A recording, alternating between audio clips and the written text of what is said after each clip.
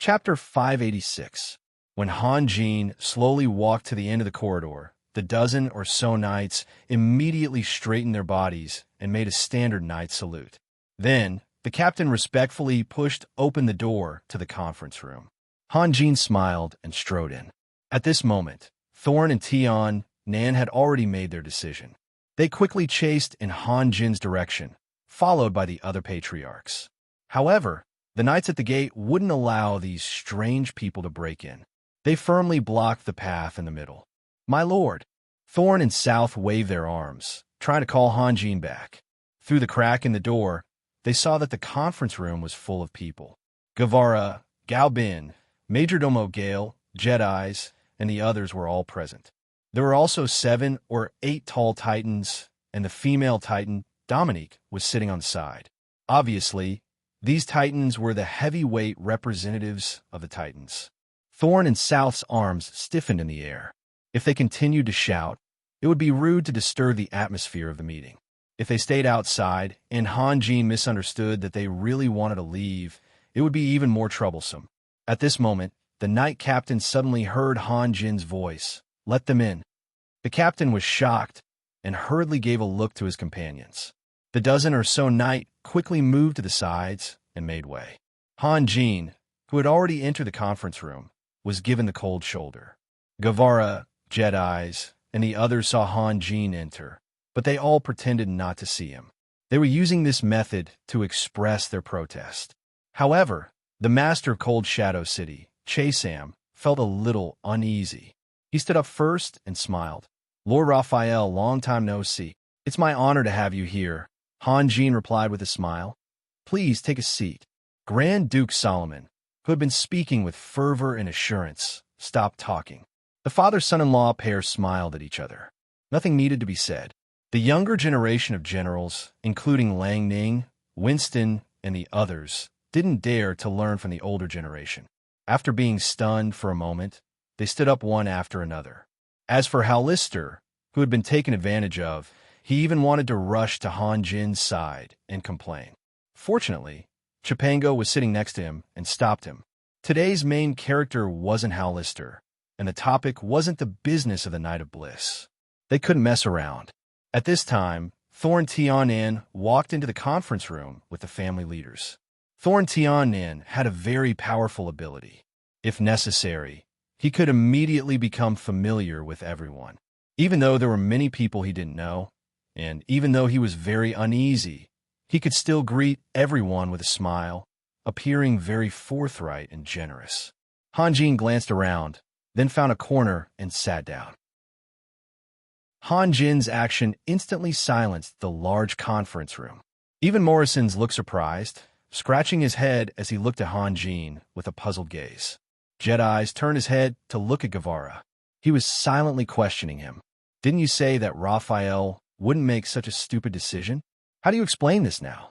Guevara glanced at Jedis from the corner of his eye. He was trying to tell Jedis to calm down. Chesam couldn't understand. He looked at Han Jin for a while, then at Solomon, his eyes full of surprise. This didn't require any ability to see the big picture. Han Jin's actions were too obvious.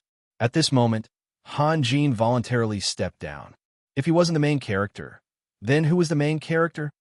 Solomon's eyes flashed with a faint light, but his expression was normal. It seemed that he didn't realize how subtle his position was, nor did he see the complicated gazes directed at him. "Since Lord Raphael is here, then I won't talk nonsense." Solomon coughed softly and said slowly. Because Han Jin hadn't married Yelena yet, and because some of the gazes were already showing obvious hostility, Solomon used honorifics. "Those who are able to sit here today are all on our side. I think everyone knows as well as I do why we are gathered here." No one responded, and there seemed to be an awkward silence. However, Solomon didn't mind at all and continued.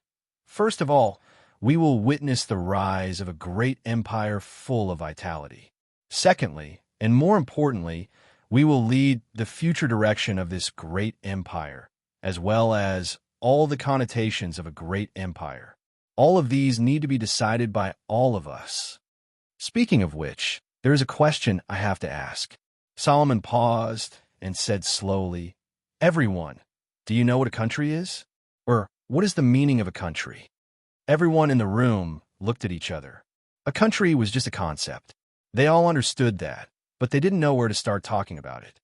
A long, long time ago, lives of various races came out of the forest and the wilderness. They gathered together and formed villages, towns, and finally a country. What was their purpose? It was very simple.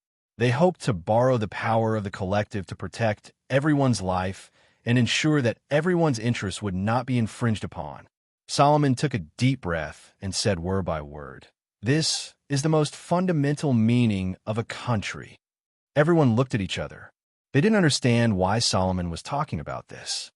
However, for countless years, a country has long deviated from its original purpose. It has become a tool for one person, a few people, or a group of people to force the majority of people generation after generation to contribute selflessly and obey unconditionally. Solomon's gaze suddenly became extremely sharp and swept across everyone's faces like steel needles.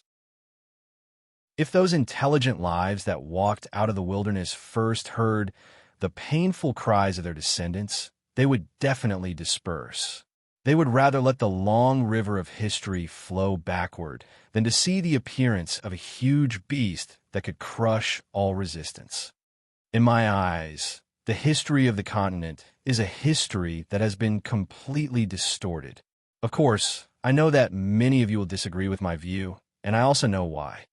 Solomon smiled and said, "Because everyone here is a strong person who enjoys and squanders the contributions of people. Because the existence of a country is the guarantee of everyone's noble lives." Solomon's words were undoubtedly like poking a huge hornet's nest. There was an uproar below.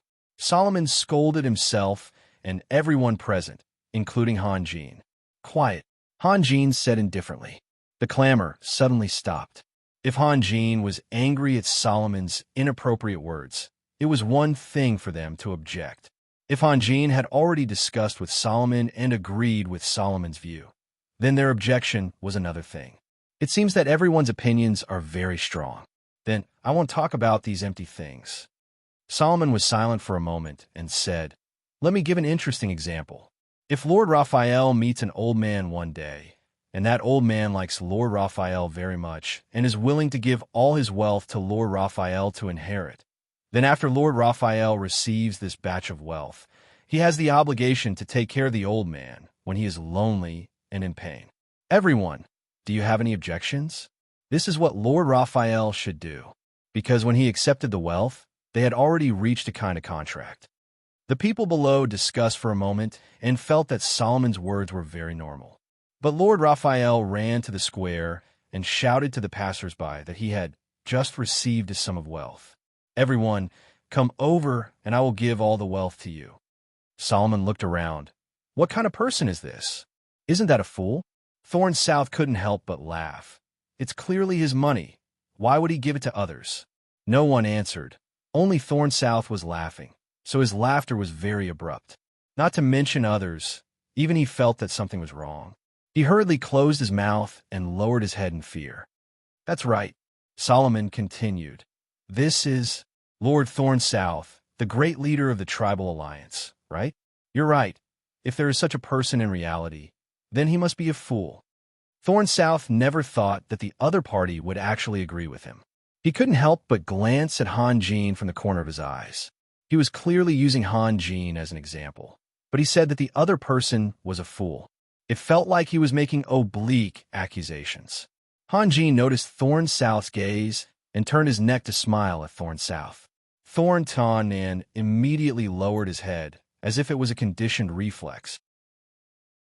Then, a strange feeling arose in his heart, because Hanjin's smile was very clear and gentle, as if it wasn't as ferocious and terrifying as he had imagined. He couldn't help but raise his head and glance at Hanjin again, but Hanjin had already turned away. Why wouldn't he give the wealth to others? Because the contract only takes effect between Lord Raphael and that old man. No one else has the qualifications to ask Lord Raphael to give out the wealth. Solomon slowly said, "When you are thirsty someone will pour you a cup of water, and when the other party encounters difficulties, you should also help them. In reality, this kind of contract is ubiquitous in reality. Parents and children, husbands and wives, comrades in arms, companions, and so on can all find similar contracts between them. This is an invisible hidden rule of society. Abiding by the rules can at least prove that you are a trustworthy person. If Lord Raphael is unwilling to abide by the rules, when that old man asks for help, he mercilessly kicks him out of the door. Although he can obtain some benefits, he will never be able to deny the filth in his heart. Some people wanted to laugh, but they didn't dare to laugh out loud. Some people were shocked. This Grand Duke Solomon was too daring. He actually used Hanjin as an example. Little did they know that Grand Duke Solomon had no choice but to do this. Although he could obtain Hanjin's support, the powerhouses present wouldn't obey him.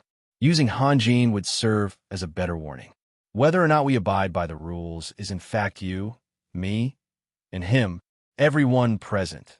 The nobles of the continent and the countless commoners are the yardstick to distinguish between righteousness and wickedness. Solomon slowly said, "This also means that everyone has their own righteousness in their hearts. When your righteousness and his righteousness clash fiercely, who will judge whether you are right or wrong? It is power." The people present became silent. The strong were respected. This was a unique law in this chaotic world. Everyone had their own feelings, especially Thorn from the south. Wasn't he here because his righteousness wasn't as strong as Hanjin's? Yes, power. Solomon's voice was somewhat weathered and also somewhat pained, but this is wrong. Just like how the country, this monster with enormous power, has long since deviated from its original purpose and made a fundamental mistake. Then, let me give you another example. Solomon slowly said, "Morrisons, if today Lord Raphael appointed you as the Lord of the Holy Crown City, what would you do in the future?" "Me?" Morrisons was startled. "Yes, you." Solomon said, "Tell me, how would you realize your ideals and ambitions as the Lord of the Holy Crown City?" Morrison's face turned red. It was fine for him to make jokes and bicker with Sassu and Leger, but Solomon asked him to talk about his ideals and ambitions. It was too difficult for him, but under the gaze of so many people, he had to say something. I will be loyal to my duty and strive to make all the people in the Holy Crown City live a peaceful and happy life." "You are lying," Solomon said sternly. "I'm not." Morrisons roared. "Then let me ask you, who made you the Lord of the Holy Crown City?" "It's Lord Raphael." "Who agreed to make you the Lord of the Holy Crown City?" "It's all our friends here." "Who made an invisible social contract with you?" "It's Lord Raphael. It's us." Solomon said coldly, "What you have to do is to be loyal to Lord Raphael and repay us as your friends."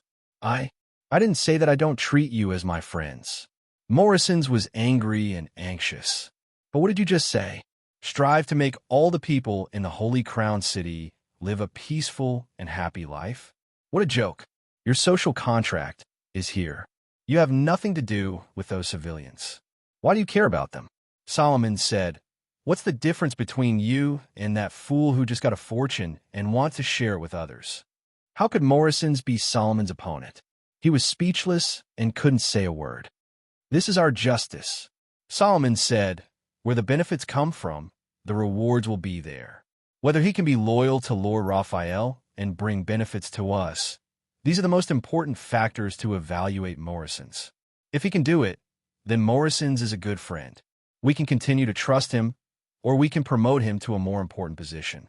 If he disappoints us, then Morrisons is a bad guy, and we will kick him out without mercy. If Morrisons did something to oppress the good during his term as the Lord, it's not a big deal, and it's completely understandable.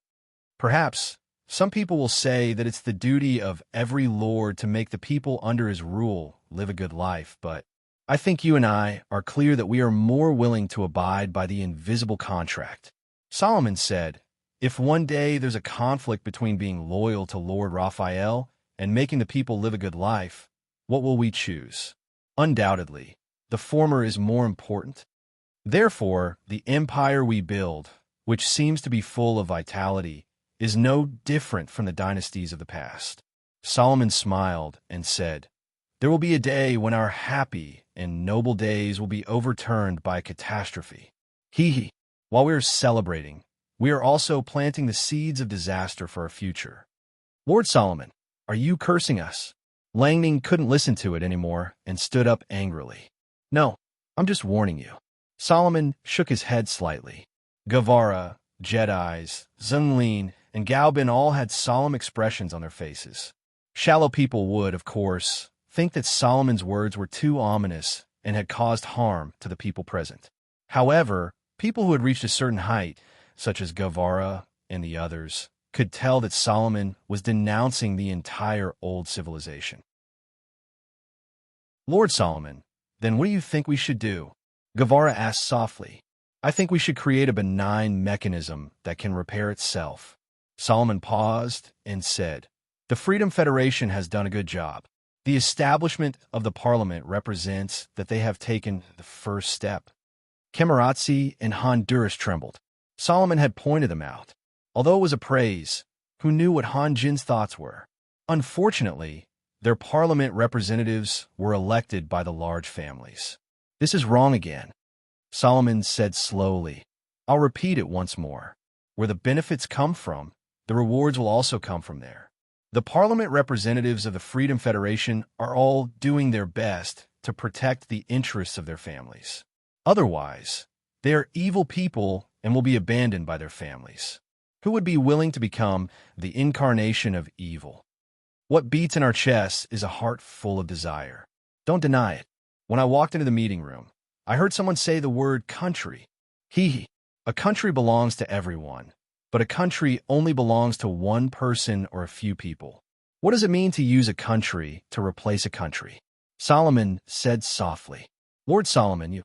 Guevara revealed a bitter smile and looked seriously at Han Jin. The hidden meaning of Solomon's words was too sensational and even treacherous.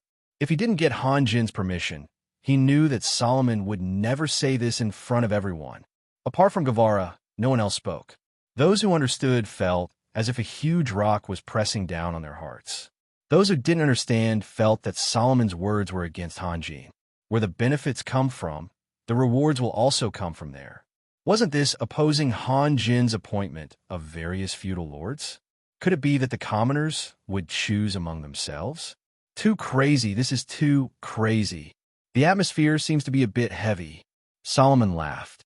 "You misunderstood me. Every change of old habits will cause people to pay a heavy price. I won't do that. The people that Raphael likes and trusts can still be their own feudal lords. Everyone has followed Raphael to this day and is qualified to claim their own rights. Isn't that right? What I really want to say is to add something other than these. At the very least, it can restrain our desires. At the very least, it can allow those poor and vulnerable people to find a reasonable and fair channel to vent their grievances after being wronged." "Well, let's stop here." Han Jin suddenly interrupted. "Lord Solomon came from afar and must be tired. Moreover, I have something to discuss with Lord Solomon alone." Although Han Jin hadn't shown his face for a long time, and although he was sitting in the corner at the moment, no one could deny that Han Jin's words carried weight in the Holy Crown City. Everyone stood up one after another. To be continued. If you want to know what will happen next, please go to www.chidian.com. There are more chapters. Support the author. Support the original reading. Chapter 587. Guevara and the others left one after another. In the huge conference room, only the two of them were left. The atmosphere became particularly quiet. After some time, Han Jin let out a sigh and smiled. "You have offended all of them today. You can't blame me." Although he knew how awkward his situation had become, the smile on Solomon's face was very casual, as if he did not care about it at all. "My goal is just to prevent them from treating my territory as a meal on their plate and taking what they want. If they can't even accept this..." Han Jin was silent for a moment and said, "Do you think your reform will succeed?" "The hope is not very high." Solomon thought for a moment and said softly, Even if you can fully support me, it is unlikely that it will really be implemented. Even if it is implemented, the power of the representatives of the parliament will be gradually taken over by the nobles with the passage of time. Why? Han Jin asked. What are you asking? Solomon smiled. Why is it unlikely to be implemented? Or, why do I still say all this when I know it is impossible? I want to know both. Do you remember what I told you? Solomon slowly stood up and paced back and forth in the conference room. If you visit any noble's house, you will find that even a small noble like a knight with no rank will have a considerable number of books in their house. They could be enlightened by the stories that show the rise and fall of the nobles, gain their own wisdom, and have their own survival ability. Han Jin did not answer and only listened quietly. What about the commoners? They can only obtain legends that have long been lost from the bards' mouths. Justice will prevail. They have always been cheering for this and have longing and expectation for it. Solomon said, compared to the bard's stories, the books that the nobles have are more profound, more responsible, and closer to the truth. You seem to dislike bards? Han Jin laughed. I don't mean that. In fact, I admire their innocence and enthusiasm, Solomon said. Then he changed the topic. Have you heard of any noble children who can't read? Han Jin thought for a moment and replied, I don't think so. That's right. Not to mention the children of nobles. Even the servants of nobles have the opportunity to learn culture.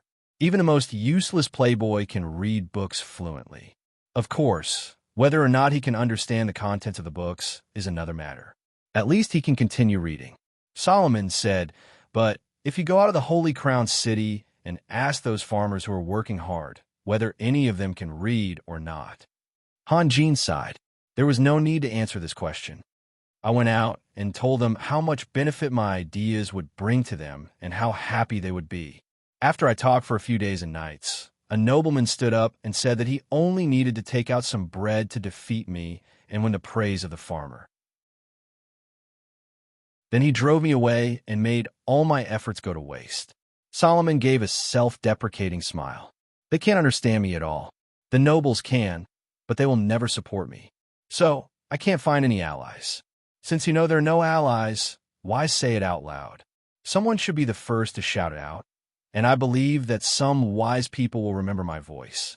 Solomon said softly, What's more, these words have been in my heart for a long time. I don't want to go to the grave with them. Then, let's talk about the details. Han Jin smiled and changed the topic. I hope you won't surprise me like you did just now. Are you surprised? I don't see it at all. Solomon smiled and then was silent for a moment. It seems that I have a lot of resistance. You should let someone stand in front of me. This can more or less resolve their resentment. Guevara? It can only be Guevara. Do you still want to establish councils in various places? Yes, but you just said that the power of the council will be taken over by the nobles sooner or later. But we still have to do it. The power can't be concentrated in the hands of the lords. Solomon said, This will only be good for the future of your dynasty. There will be no harm. Moreover, this will also leave an opportunity for our descendants. My dynasty? Han Jin burst into laughter. You know, I'm not interested in it all. Solomon stared at his extremely neatly trimmed fingernails and slowly said, I know. I knew from the first time we met that you had a kind of pursuit that was beyond my understanding. I vaguely had some judgment, but I never dared to believe it. I didn't mean to hide it. For most people, it is an absurd dream. If I really say it, people will simply think of me as a madman or a fool. Han Jin was telling the truth. Back then, when he still needed Sunir's protection, if he had told Sunir to follow him, he would become a great god in the future. Sunir would have kicked Han Jin until he was paralyzed. I can understand your feelings. Just like what I said just now, I've kept it in my heart for a long time. Solomon smiled and said, Fortunately, I am in your holy crown city. If it were anywhere else, they might have already sent me to the gallows. You're creating a difficult situation for yourself. Han Jin thought for a while and said, Shouldn't you give in? You mean, just copy the model of the Freedom Confederation. They can still accept it. Han Jin said, Appropriate compromise is for faster progress. This is what you told me back then. Actually, you don't really understand my thoughts. Solomon said, Asterisk, asterisk, asterisk, asterisk, while Han Jin and Solomon were talking, the atmosphere in the corridor outside the meeting room was particularly heavy. In comparison, Guevara and the others could still control their emotions. On the other hand, the foreign defectors, whether it was Chasam of Cold Shadow City or Thorn of the Tribal Alliance, all had tense faces. If it weren't for Han Jin, they would have most likely flipped out on the spot. Thorn of the Southern Sky, in particular, had refused to come to the Holy Crown City in every possible way. It was only to protect the interests of his great leader. Solomon's words had crossed their bottom line. Guevara winked at Green, curled the corner of his mouth in the direction of Thorn of the Southern Sky, and then chased after Chesam's back.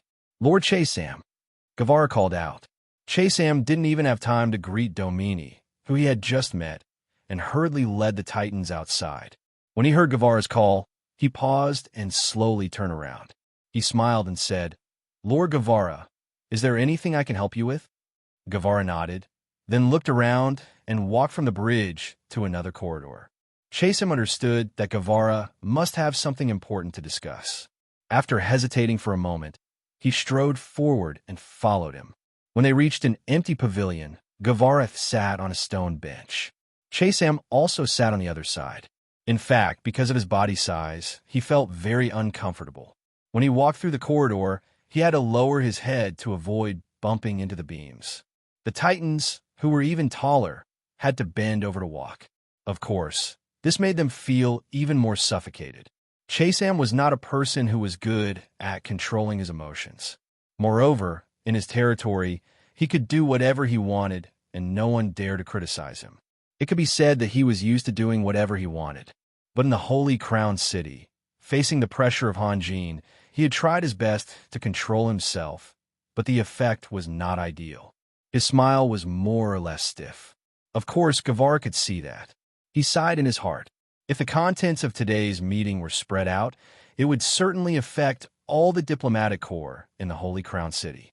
Some of them might even try to escape. If it was Black Raven City, the Bite Man City, and other places, it would be fine. They were all conquered by Han Jin himself, and it was completely up to him to decide what to do. But other cities would not accept Han Jin's idea. Today, Lord Solomon. Alas, how should I put it? Guevara frowned and said, "In fact, you are not the only one who feels uncomfortable. Even we are dissatisfied. If the councils are established everywhere, who will listen to whom?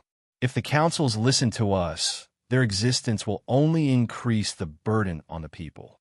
If we listen to them, then what's the use of the lords?" Upon hearing this, Chasam nodded vigorously. Due to the difference in strength, he could obey Han Jin's orders. However, if Han Jin created a council in his Cold Shadow City to restrict him, wouldn't that drive him crazy? Let's be honest. I'm not afraid that you will laugh at us.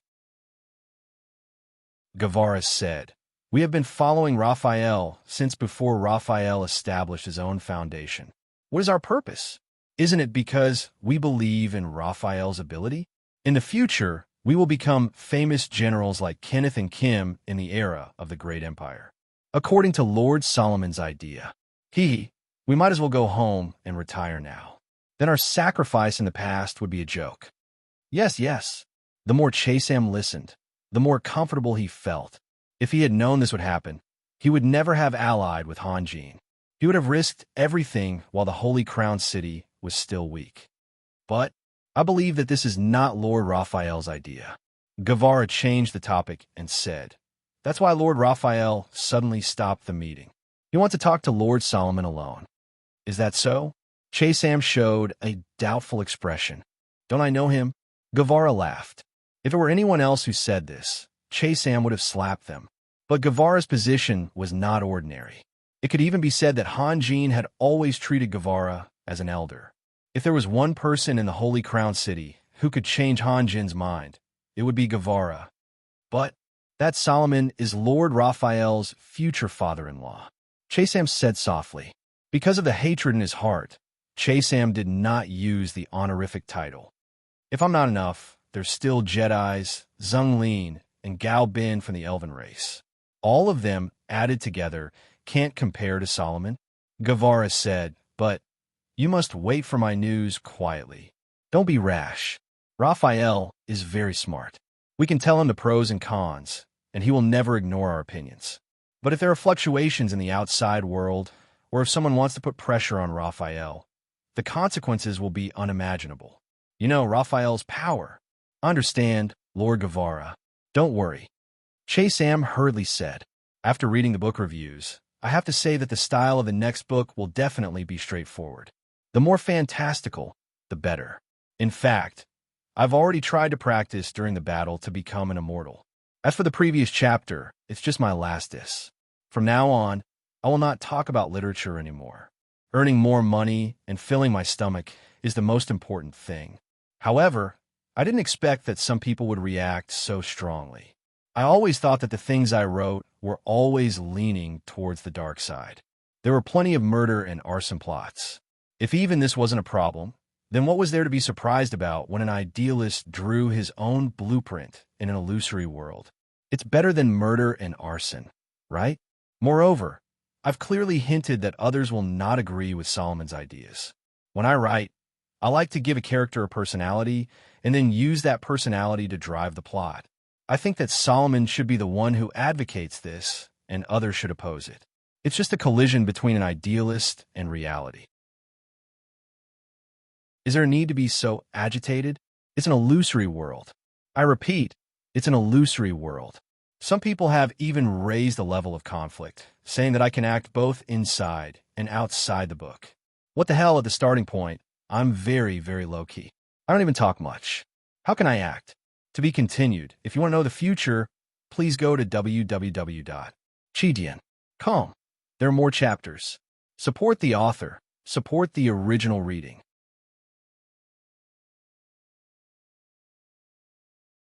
Chapter 588. Grand Duke Solomon had not appeared since that meeting, and no one knew where Han Jin had gone. He did not even show up. This situation made the lords extremely depressed. After all, they were all powerful figures and had many things to deal with, but they were left alone in the Holy Crown City. What was even more depressing was that they had nowhere to vent their anger. Guevara had made it very clear that if anyone wanted to put pressure on Han Jin, the consequences would be unimaginable. Therefore, the lords could only swallow their anger and live in the Holy Crown City, and no one dared to do anything excessive. At this time, Han Jin was busy in his own world. Shining golden talismans flew out from Han Jin's hands and stopped falling when they were about half a meter above the ground. Countless talismans formed a huge golden array, and in the center of the array, Duolin lay quietly. She looked like an ordinary corpse that had been dead for a long time. After a long time, Han Jin stopped and let out a long sigh. He wanted to completely remove the power left in Duolin by the god of the underworld Staya without hurting Duolin. Even the current Han Jin could not do that, so he could only rely on the array. More importantly, Duolin's soul imprint had almost completely dissipated. Even though he had become an immortal, it was still very difficult for him to reconstruct Duolin's body. If it were someone else, Han Jin would not meddle in their business. On one hand, it was because of Duolin's identity, and on the other hand, it was because of Harley. Therefore, Han Jin had spent a lot of energy on this. Yelena and Sunir were afraid of disturbing Han Jin, so they had been standing nearby, obediently. Now that Han Jin had finally finished setting up the array, they walked over, followed by Harley, who stuck his head out and looked around. Raphael, who is that person? Yelena asked. Yes, master, who is that guy? Harley couldn't help but be curious. Han Jin had been busy here for a long time. The identity of the skeleton was definitely not simple. She's your wife, Han Jin said faintly. Hale opened his mouth wide and squeezed out intermittent, strange choking sound from his throat. He never thought that the result would be countless times worse than what he had expected. Even if he had found an old and ugly woman, it would still be better than that skeleton. Yelena and Sunir were stunned for a moment before they burst out laughing. It was too cruel. It was too cruel. Hale almost broke down on the spot. He had always been loyal to the two madams. How could they laugh at his misfortune? Master, I can. Harley stammered, but he couldn't complete his sentence. What can you do? Han Jin turned his head and asked. Harley stuttered.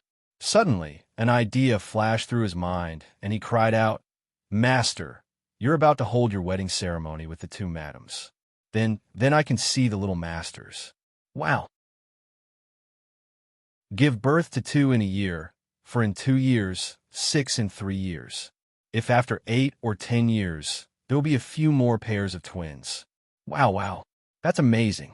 With so many little masters, there must be someone who is considerate and reliable to take care of them.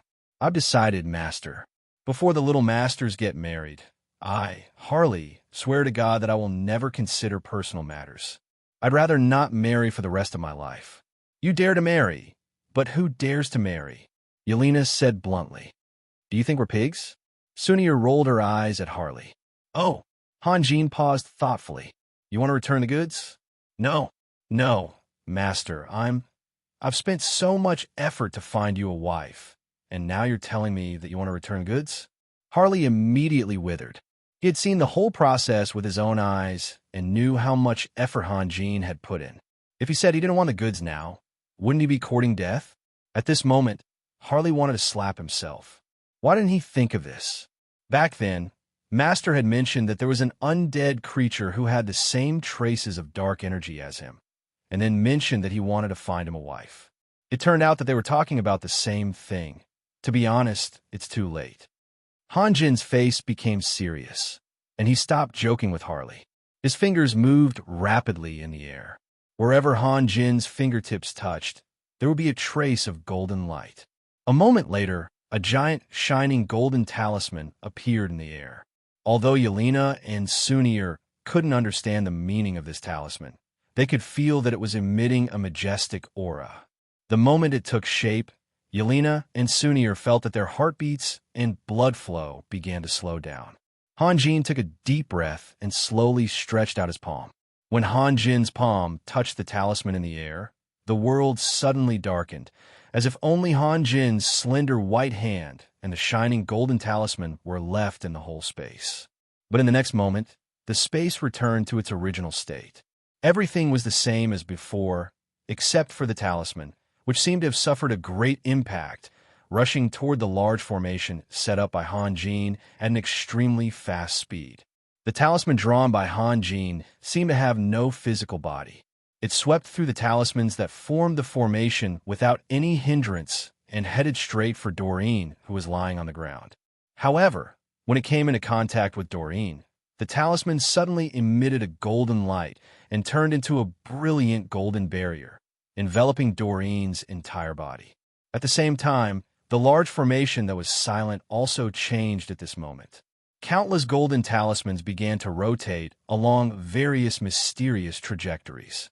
Although each talisman moved in a different direction, they didn't appear to be disorderly and never collided with each other. It was as if everything had been calculated with incomparable precision. In the end, the shape of the talismans could no longer be seen clearly. Only streams of light could be seen shuttling back and forth, like a huge net that surrounded Doreen's body. One could only vaguely see the dazzling golden light in the formation through the gaps of the streams of light, but it was impossible to know what was going on inside. Han Jin was already sitting cross-legged on the ground. His hands were constantly changing gestures, and from time to time, he would strike a golden light into the formation.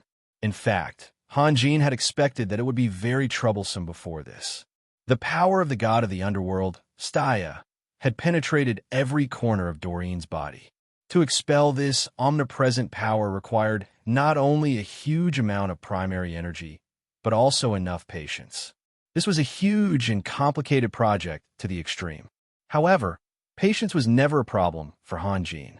As time went by, Han Jin gradually extracted the traces left by the god of the underworld, Staya, out of Doreen's body. Yelena and Sunir couldn't stand it anymore and ran away to whisper to each other. Although the formation set up by Han Jin was magnificent, and the scene after it was in operation was also magnificent, no matter how beautiful it was, one would lose interest after a few hours. Only Harley was still standing behind Han Jin, ready to make a move. He was thinking about a life-and-death question. Should he rush up and kill that guy completely? The same formation, in the eyes of Yelena and Sunir, was just a magnificent and beautiful scene. However, in Harley's eyes, there was a mysterious aura everywhere. This kind of inexplicable thing was very attractive to Harley, who was a beginner in Taoism. However, at this moment, he was not in the mood to observe the flow of the formation. The red light in his eyes kept flashing. After a long time, when Yelena and Sunir were about to fall asleep, Han Jin suddenly shouted, "Open!" Before Han Jin's voice died away, the whole formation exploded like a huge bomb. "Sunir, give me a seed of the ancient tree of life," Han Jin said. "Here." Sunir raised her hand and threw the seed that she had already prepared. Han Jin pointed his finger, and the seed, which was the size of a baby's fist, suddenly froze in the air. Then it slowly fell down. When it came into contact with the flowing golden light, a lush green color grew out of the seed. Han Jin had the idea of killing 3 birds with 1 stone, so he deliberately asked Sunir to ask Lydia for the seed of the ancient tree of life. First of all, Doreen was an elf. If the seed of the ancient tree of life took root and germinated in the formation, it would be very beneficial for Doreen's recovery, and Han Jin would also be able to save a lot of effort. Secondly, he could use the formation to fully activate the power of the seed and let his blessed enclave wear a coat full of vitality. Otherwise, it would be too monotonous. In the end, when the world turned green, it was easier to convince Gao Bin, Lydia, and the other elves. In just a few breaths' time, the green sprout had grown into a small tree, and it was still growing. It was as if under the golden light, the flow of time had been accelerated countless times. After a few breaths' time, a towering ancient tree that was 100 meters tall appeared in front of everyone. Sunir was surprised. The seed of the ancient tree of life was growing very slowly. How could this be? Could it be that Han Jin had also mastered the power of nature? The golden light gradually dissipated, and the towering tree became clearer. The strange thing was that in the middle of the tree, there was a woman wrapped up. Half of her body was buried in the trunk, and only her head and snow-white shoulders were exposed. Sunir's eyes suddenly focused. Her gaze fell on the woman's pointy ears that were exposed in the blonde hair. She couldn't help but be stunned. How could it be an elf? Although Sunir didn't know who was buried there was one thing that everyone present could be sure of, and that was that this person's origin was definitely not simple. Otherwise, with Han Jin's personality, why would he waste so much time on an ordinary person? Han Jin gently shook his sleeves, and a gentle breeze appeared out of nowhere and blew away the female elf's long hair, revealing a beautiful face. Although her eyes were still tightly closed, and without the reflection of the window to her soul, her charm was greatly reduced, but her gentle temperament was enough to make people's eyes light up. Even Yelena and Sunir were stunned. "Harley, are you satisfied?" Han Jin asked softly. There was no answer. Harley was trembling nonstop, and the joints in his body were making cracking sounds. "Harley?" Han Jin raised his voice. There was still no answer. Harley seemed to have seen the most terrifying thing in the world. The flickering red light in his eyes condensed into a point, and his body slowly retreated. It was as if the female elf could kill him with a wave of her hand. "Let me help you cross the bridge of helplessness and drink this bowl of mangpa soup." In the midst of his sigh, Han Jin said something that confused Sunir and Yelena. Then he formed a spell, and the golden light that hadn't completely dissipated suddenly surged up from below and hit Harley, shattering him into pieces. In the next moment, the scattered black gas condensed to the center and turned into a round bead. Then, Harley's figure reappeared. "Harley!" Han Jin shouted. Harley was shocked and hurriedly looked at Han Jin. "Master, go and see for yourself. What do you think of the goods?" Han Jin smiled. "Where is it?" Harley's head turned half a circle and saw the female elf. He hurriedly flew down and stuck close to the female elf, carefully observing her. "Do you have any more questions?" "Hurry up, I have other things to do." Han Jin's behavior today was somewhat abnormal. He actually asked for Harley's opinion. This was something that had never happened before. What should I have questions? Harley turned his head. He was obviously frightened by Han Jin's attitude, and his words were somewhat incoherent. Yelena and Sunir both snorted and laughed out loud, but then they quickly held it back. Both of them looked at Harley with strange expressions. Han Jin was both angry and amused. If you are satisfied, she will be your wife from now on. Harley was stunned at first, but then he reacted and suddenly became excited. Master, is this really for me? Can you let me take a closer look first? Is it big? Is it perky? What was even more outrageous was that Harley actually started to peel off the bark as he spoke, as if he really wanted to dig the female elf out of the trunk.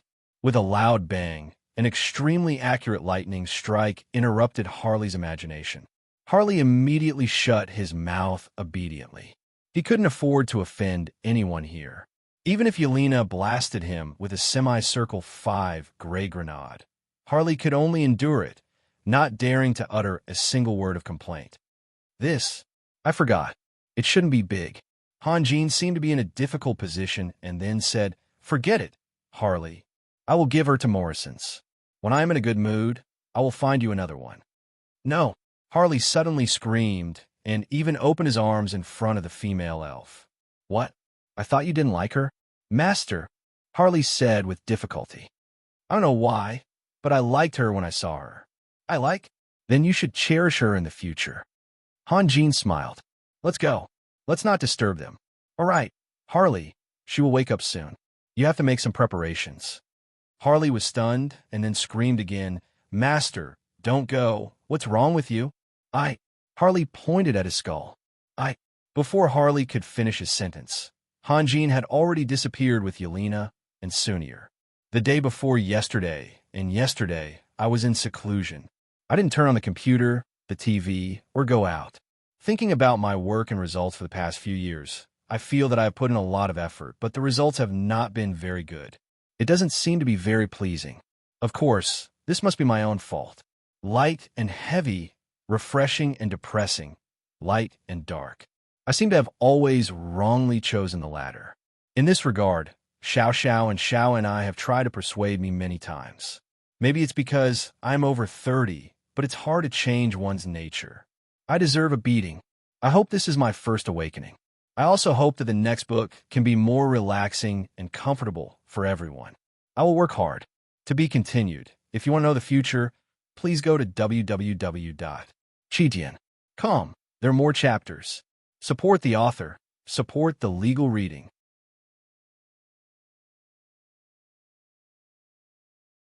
Chapter 589. My lord, the messenger has arrived, Lang Ning said in a low voice. Where is he? Guevara, who was quickly flipping through the documents, slowly raised his head. Just outside. Outside the city? No, he's in the side hall of the conference room. Oh. Guevara closed the document and asked, Why can't I sense the breath of a dragon? Can I answer this question myself? As he spoke, the door was pushed open. Guevara was somewhat displeased. As a dragon knight, I think you should know that it's very impolite to break into someone else's room. I know, but I really don't have time. The knight outside the door smiled bitterly. Then can I come in? Guevara thought for a moment and winked at Lang Ning, indicating that Lang Ning should leave. Then he said, Please take a seat. The knight outside the door did not stand on ceremony. He strode in and sat on the chair beside Guevara, quietly looking at him. Guevara had already closed the document, but at this moment, he slowly flipped it open again and read it carefully line by line, ignoring the uninvited guest. The knight seemed to be a little restless, and the bitterness on his face became more and more apparent. However, his impoliteness just now had already made Guevara very unhappy. If he interrupted Guevara's work again, it might put him in a passive position, so he did not dare to act rashly. Guevara was still flipping through the document until the knight's expression became extremely anxious, and even the veins on his neck bulged. Guevara once again raised his head and asked faintly, You just said you don't have much time? What do you mean? I've been discovered by Lola. The knight hurriedly stood up. I'm not worried about my fate, but I'm worried that I can't complete the mission given to me by His Majesty." Hearing the name Lola, Guevara's eyes flickered, and then he smiled. "What does this have to do with Lola? If you don't want to see any trouble in the Holy Crown City, you should let me see Lord Raphael immediately." The knight forced a smile. "This is the Holy Crown City, not the Lola Alliance," Guevara said in a mocking tone. "Don't you think too much?" The knight shook his head. "Sir, you don't understand Lola. I've only met her a few times, so I really don't know her well." Guevara smiled and said, "Well, let's put this topic aside. Mr. Dick, you've come all the way to the Holy Crown City. You're a rare guest. On behalf of all my colleagues in the Holy Crown City, I welcome your visit. Please take a seat." "Sir, now is not the time for pleasantries. I need to see Sir Raphael immediately," the knight Dick said anxiously. "Raphael is not someone you can meet just because you want to, even if you represent the majestic Light Emperor Nicholas." Guevara smiled and said, "You can tell me first. If it's really necessary, I'll find a suitable time to inform Lord Raphael." The knight Dick opened his mouth, as if he wanted to say something, but then he became discouraged and slowly sat back on the chair. If it were another messenger who didn't know the details of the Holy Crown City, he would have been furious and even questioned Guevara on the spot. How could he afford to delay the important matter? However, Nicholas had already made a detailed analysis of the power structure of the Holy Crown City. The knight Dick was very clear that Guevara had a high status. He really didn't have the courage to put pressure on Guevara. However, Nicholas had told him that the gift must be presented to Han Jin face to face. Therefore, he was in a dilemma. As soon as the knight Dick sat down, someone knocked on the door of the room. Guevara frowned and said, "Come in." As the door opened, a group of elves rushed in. The leader was the former leader of Lola's alliance, the Lord of Moonlight City, Lola. Beside Lola, there were Blanche, Louise, Constance, and the only human being was the great magician Panvin. However, from their expressions, they didn't seem to be in a group. Constance was holding Lola with one hand and Louise with the other. However, she was obviously not strong enough and was almost dragged in by others. Blanche's eyes were full of worry, and Panvin's face was also somewhat gloomy.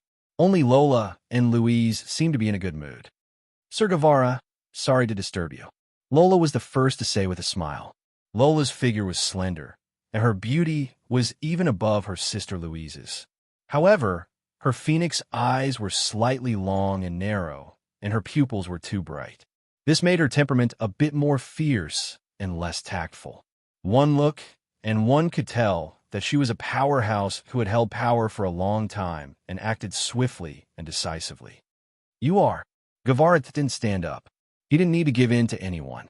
This was the pride that Han Jin had given him.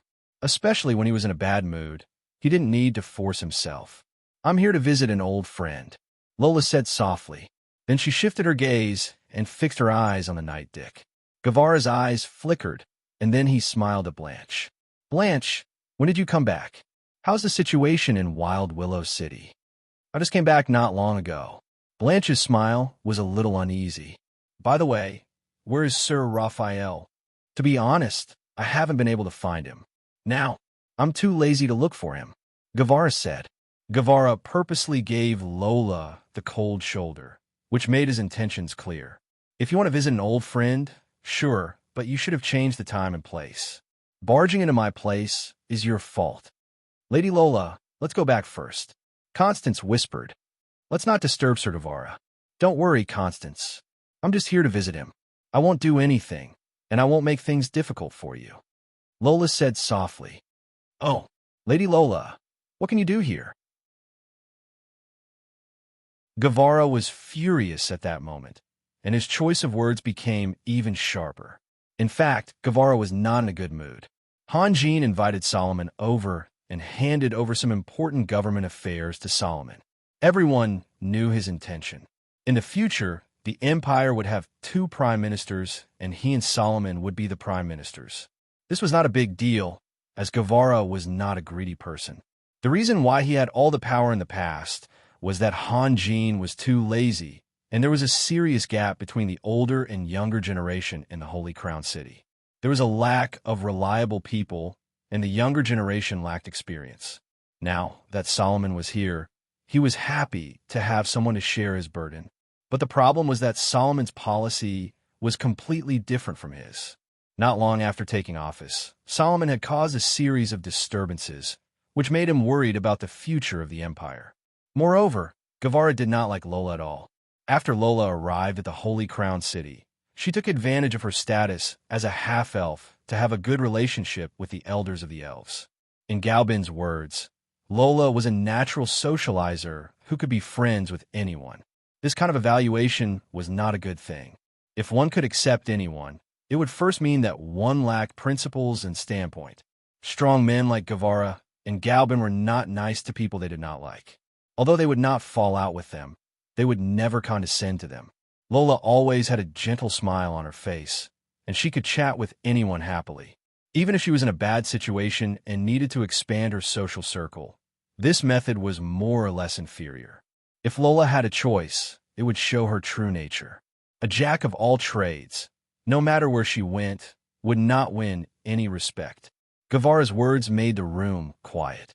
Even Louise could hear the tension in the air. She stared at Guevara blankly. She could not understand. They were all friends, and Nicholas's people were obviously enemies. How could this be? At this moment, a dazzling, colorful light suddenly penetrated the wall and rushed around the room. Then a figure appeared in the light. Lord Dick, we meet again. Lord Raphael. Knight Dick let out a long sigh of relief.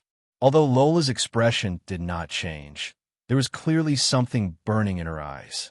She smiled and said, Lord Raphael, hello. Han Jean glanced at Lola, nodded, and looked at Knight Dick. Raphael, I finally see you again. Louise let out a cheerful laugh. Where have you been hiding these past few days? Hearing Louise's sudden interruption, Lola was a little nervous and quietly tugged at Louise. I'm not hiding. Han Jean smiled. Louise, you just came back, right? Did you get hurt in Wild Willow City? I told you that the safest place was Holy Crown City, but you didn't listen and insisted on going to Wild Willow City with Blanche. Were you scared? If you don't listen to your elders, you'll suffer. No, I'm not. Don't look down on me. I'm also a high-grade professional. Louise would not admit defeat so easily. She retorted, Are you that old? Why should I listen to you? Lola was a little surprised. She greeted Han Jean, and Han Jean just nodded to her. She thought that Han Jean would not pay attention to Louise at all, but in the end, Han Jean talked so much with Louise. Raphael, let me introduce you. This is my sister, Lola. I've told you about her before. Louise wasn't completely brainless. She knew how to find an opportunity to promote her sister. Hello, Han Jean said to Lola, and then revealed a naughty smile. Louise, your sister is much prettier than you. You are so annoying. Louise was angry and even stomped her foot. Although this was the truth, it was too direct, and she couldn't accept it. Lola tried hard to maintain the smile on her face. She knew very well that Han Jean praised her beauty not because she was really beautiful, but because he wanted to tease Louise. Otherwise, even if she was more beautiful, she would not be able to attract Han Jin's attention. Suddenly, the door of the room was rudely pushed open again. Guevara was furious. Why did my room become a playground today? The next moment, he saw Enkiel's figure, and his raised eyebrows slowly drooped down. He could not lose his temper in front of Enkiel because Han Jean had told him about the critical situation in the Abyss world. Without Enkiel's help, Han Jean would have died in the hands of Nicholas. How did you know I was here? Han Jean asked. I'm not blind. Enkiel laughed. She was hinting that Han Jean was always riding on a dazzling sunset, full of style. You also just arrived at the Holy Crown City, right? How did you know? I guessed. Han Jean thought for a moment. You can only arrive at the Holy Crown City the day before the conference officially starts, because this place will make you feel uncomfortable. What do you mean? Enkiel asked, puzzled. Han Jean smiled and turned to Dick Knight. When did you set off from Iron Fist City? Can't you change this bad habit? Enkiel smiled bitterly. Han Jean always spoke halfway, which made her so angry that her teeth itched. Saying it too clearly will not do you much good. Han Jean said, Oh, How do you know it won't do me any good if you don't say it? Dick Knight looked at Han Jin and then at Enkiel. He was very confused.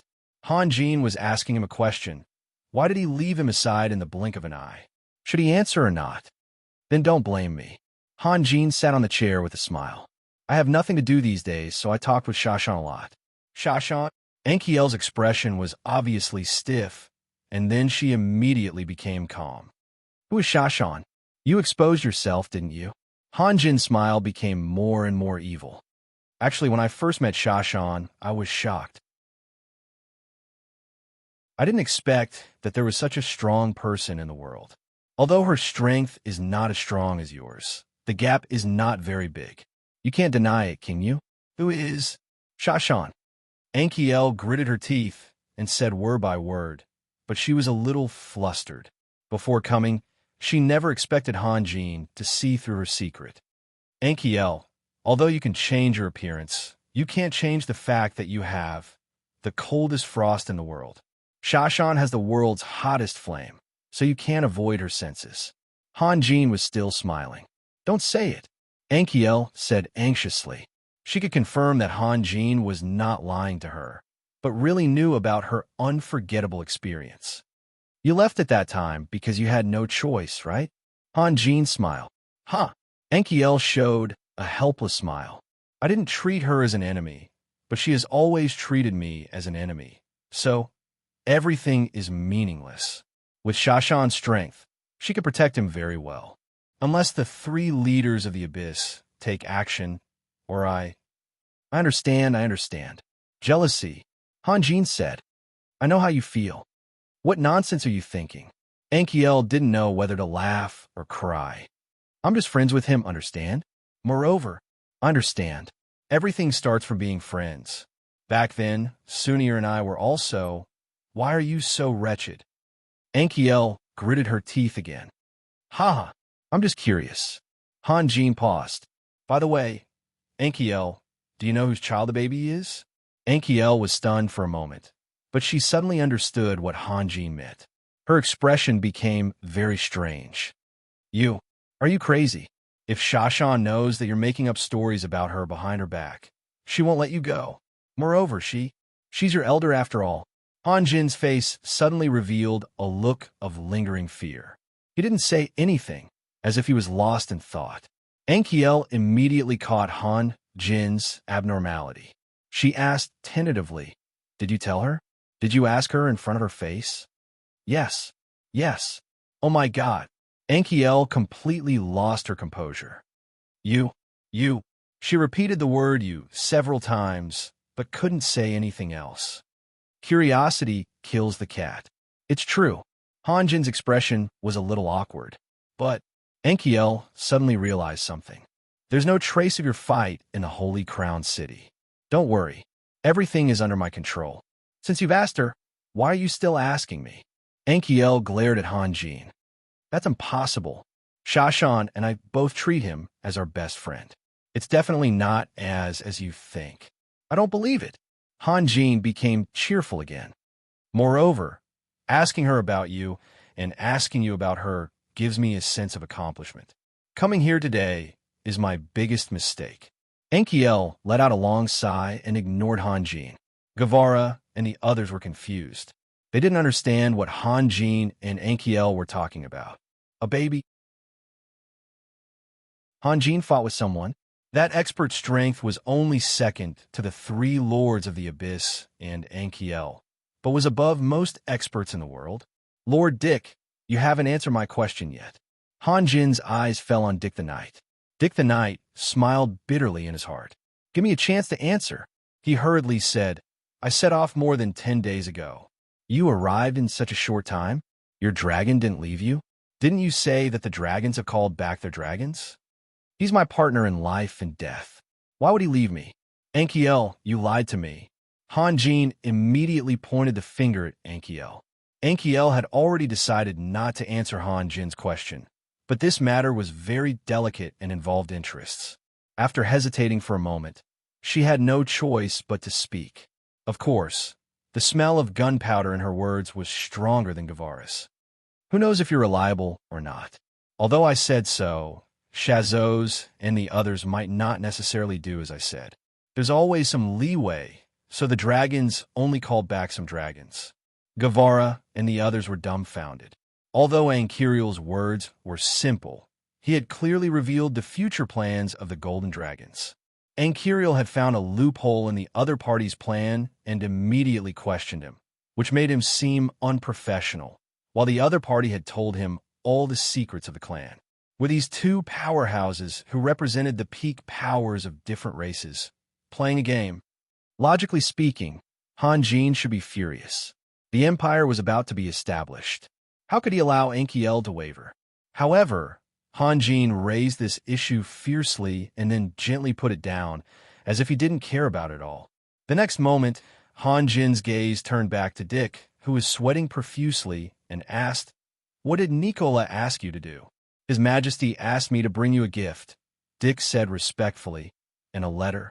Where's the gift?" Han Jin smiled. "Emperor Majestic Light's gift shouldn't be too ordinary, right? Here." Dick took out a long sword case from his space ring and handed it to Han Jin with both hands. Han Jin slowly opened the sword case. Even with his current indifferent state of mind, he couldn't help but be stunned for a moment. He silently looked at the long sword lying inside the case. When Guevara saw the change in Han Jin's expression, he immediately understood that Nicola's gift was definitely not simple. He curiously asked, "Raphael, what is this?" Han Jin reached out his hand and slowly took out the long sword. As soon as the blade formed by the white holy light appeared, it dazzled everyone's eyes. Even the great magician Panvin couldn't help but squint his eyes. Only experts like Lola and Guevara could barely maintain their composure. "This is the sword of the prophet." Guevara was shocked. "Yes, the sword of the prophet." Han Jin smiled and said softly, "A long time ago, Morrisons and the others regarded me as a prophet. This sword is far more suitable in my hands than Nicola." "A long time ago? How old are you?" Ankiel sneered. She also had a small temper. Han Jin's wretched speculation about her past was not only tarnishing their sincere friendship, but also hurting her. Therefore, she had already regarded Han Jin as an enemy. She would not let go of any opportunity to attack Han Jin. Knight Dick was holding the empty sword case in a daze. Nicola's letter was in the case, but Han Jin only picked up the sword of the prophet and ignored the letter. This made Dick feel helpless. "But why did Nicola give me the sword?" Han Jin said softly. "Surrender? Surrender?" Knight Dick would have gone berserk in any other situation. Even if he knew that he was no match for the other party, he would not have hesitated. But before he came, Nicola had repeatedly instructed him. All he could do was take a deep breath and slowly lower his head.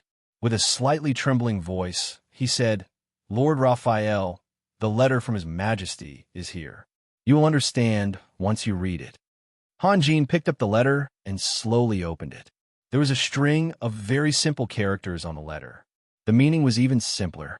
3 years. Although the characters were very simple, there was a strong, murderous aura between the characters. The strokes flowed smoothly, especially the last stroke. It was as if it could go beyond the confinement of the white paper and shoot into the sky. This also showed Nicola's fearless attitude. "I give you the sword of the prophet in exchange for 3 years. If you agree, wait for me for 3 years. If you don't agree, you can come and find me at any time." Nicola is too confident. Han Jin smiled and shook his head. 3 years, you...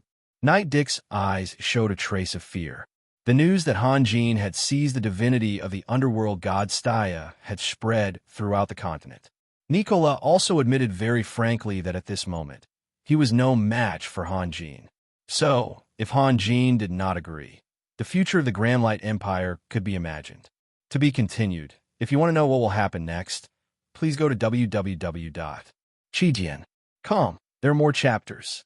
Support the author. Support the original reading.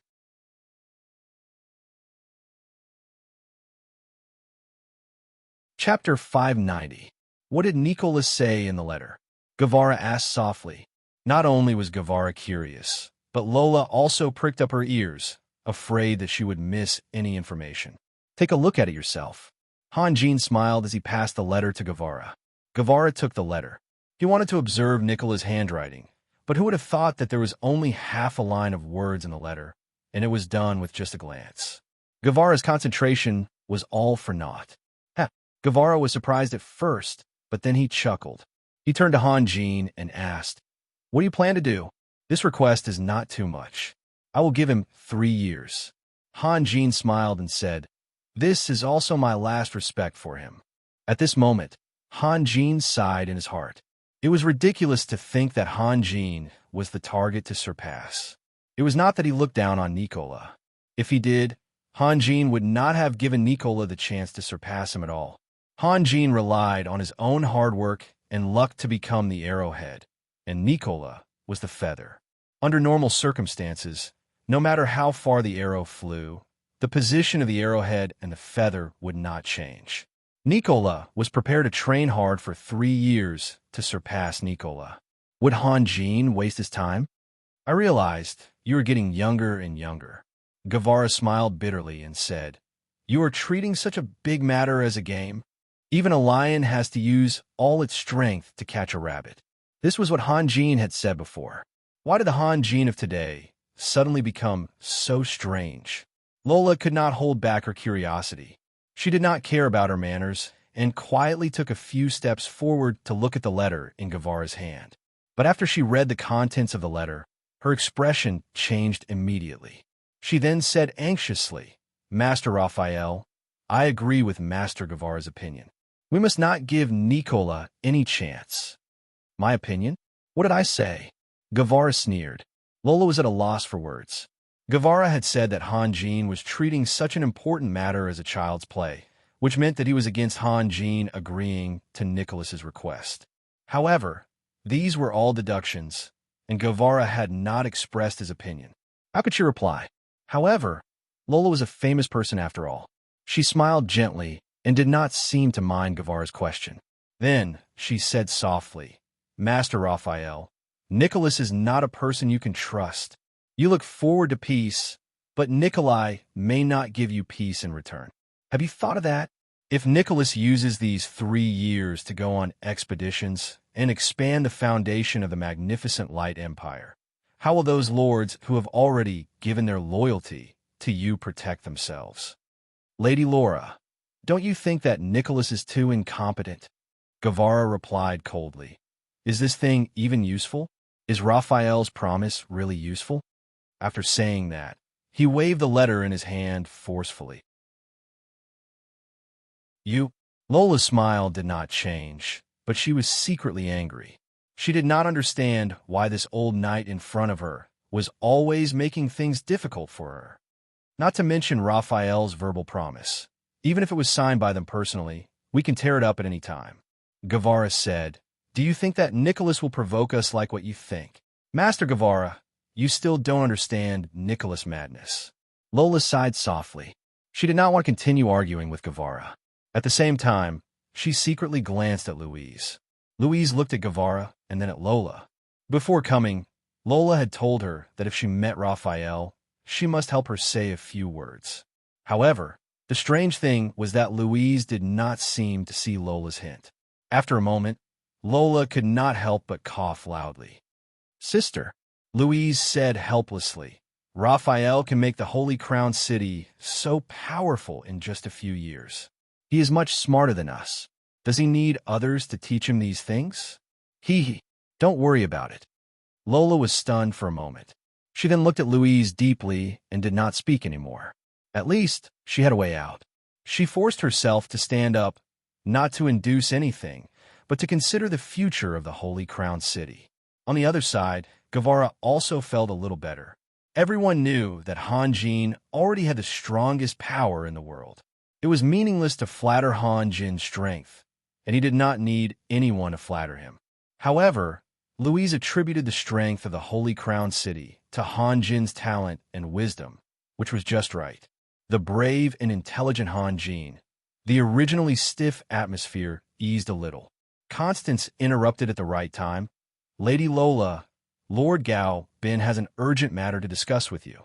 "You see, Although she was deeply dissatisfied with Lola's recklessness, she still stepped forward to help Lola because she was a half-elf after all. I almost forgot. Lola smiled and then said to Hanjin, Lord Raphael, we'll take our leave now. When you're not too busy in the evening, I will visit you again. The last prelude was enough to prove that Lola had not given up. She was still trying to find a chance to communicate with Hanjin. I will be even busier in the evening, Hanjin said with a smile. Is that so? What a pity. Lola's expression finally changed a little. She sighed and left with Louise in a resentful manner. Raphael, remember to come and see me. Louise turned back and smiled. Okay, Hanjin replied with a smile. When Lola and the others walked out of the room, Guevara threw the letter on the table and said angrily, These elves don't even know how to lie. Why would Galbin be in a hurry to find her? You seem to dislike her? Hanjin said with a smile, then glanced at Knight Dick. Lord Dick, you can leave now. Don't worry, Lola will not trouble you. But you should leave quickly. If you stay for too long, Lola may regain her courage. I will leave now, Knight Dick whispered. Do you really agree? Nicola is a true warrior. Of course, I will help him, Hanjin said slowly. Knight Dick took a deep breath, turned around, and strode out of the door. Guevara realized that he had misspoken. He should not have talked about elves in front of outsiders. After Knight Dick left, he returned to the topic.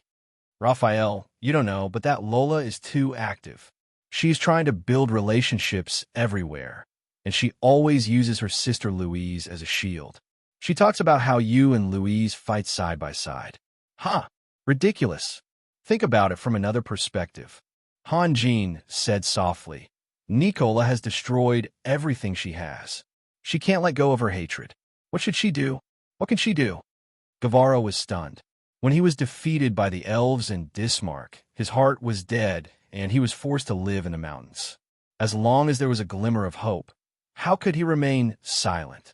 But she is too impatient. After all, this is the Holy Crown City, Guevara said slowly. Guevara did not realize change. He was very experienced, and people like him were often difficult to move. Hanjin's casual words touched Guevara's softest spot and made him less disgusted with Lola. It seemed normal and natural, but in fact, it was not simple. At this moment, footsteps came from outside the room, and then the door was pushed open. Galbin and Jedi's walked in. Galbin, have you seen Lola? Guevara asked. Yes. Galbin glanced around and nodded to Angiel as a greeting. Then he sat down on the chair and said, But I don't have time to talk to her. This Lord Raphael has finally appeared, and I have to settle accounts with him. What's wrong with me? Hanjin asked curiously. What's wrong?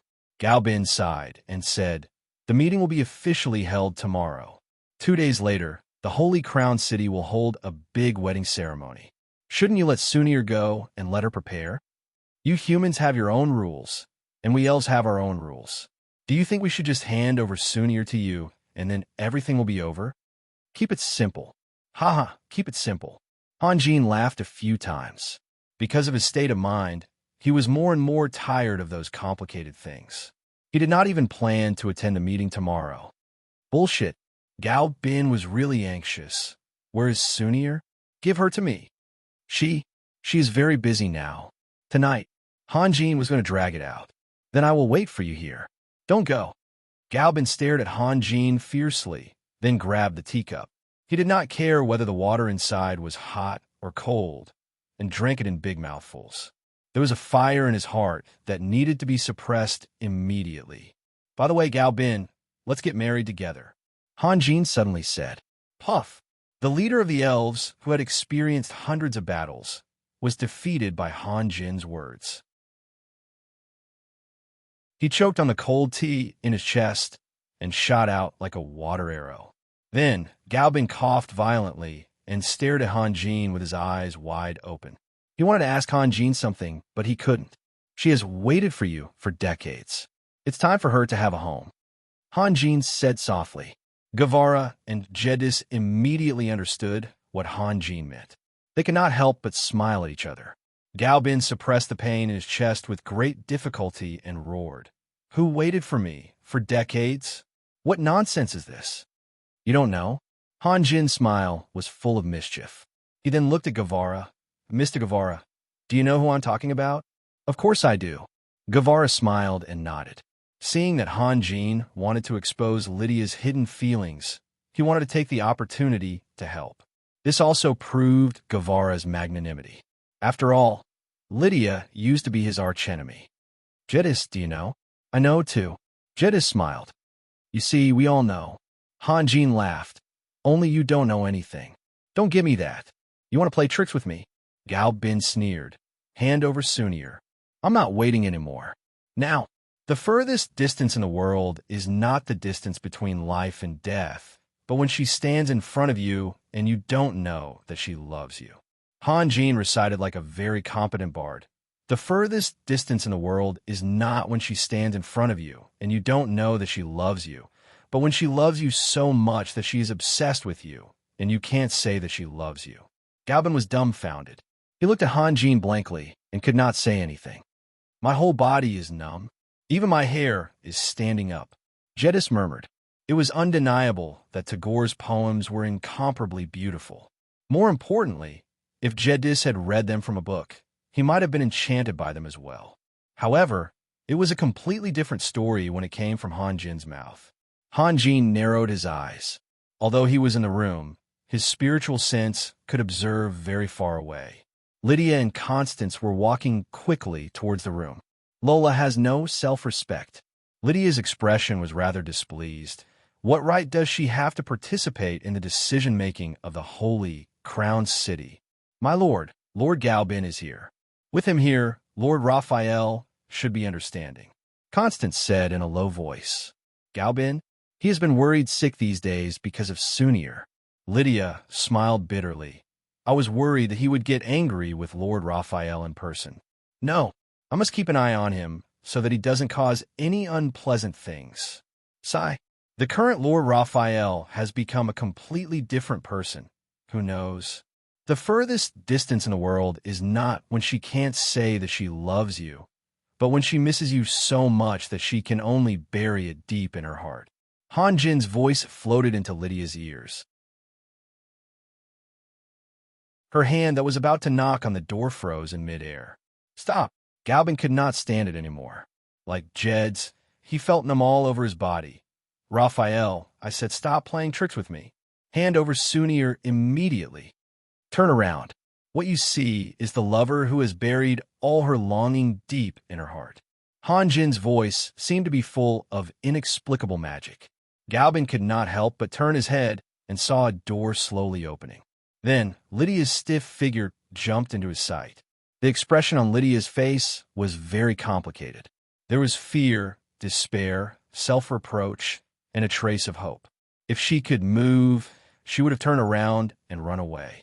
However, an invisible force controlled her body and forced her to face Gaobin. Lydia... Gaobin was shocked.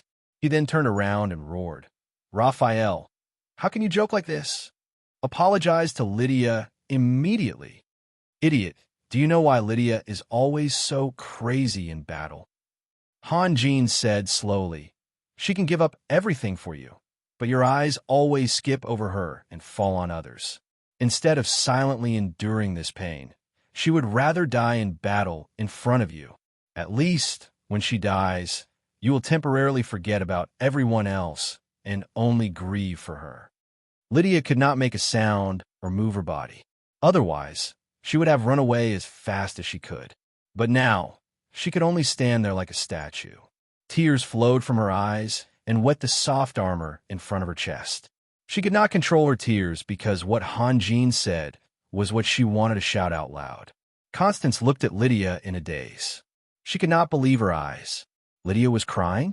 Lydia, who had killed countless people, whose hands were stained with blood, who always stared coldly at her opponents with a pair of hazy eyes, was actually crying.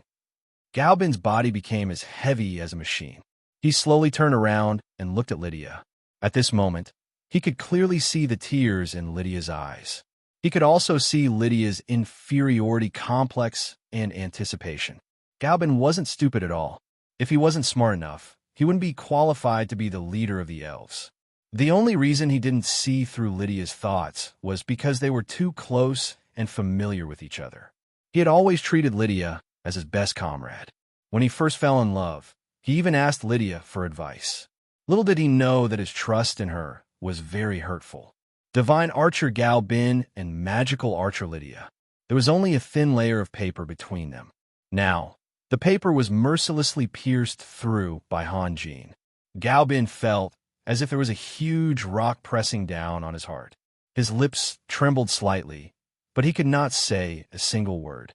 Han Jin quietly looked at Gal Bin's back. A playful smile appeared on his face. Gal Bin, oh Gal Bin, even if you know that I want to change the topic and don't want to hand over Sunier, what can you do to me? Gal Bin and Lydia looked at each other silently. After some time, Gal Bin forced a smile. Lydia, I'm sorry. Lydia's tears suddenly stopped flowing. Her eyes were covered with a layer of frost. What she needed, what she hoped for, was not an apology. She had been feeling inferior for a long time, and her heart had become very sensitive and a little extreme.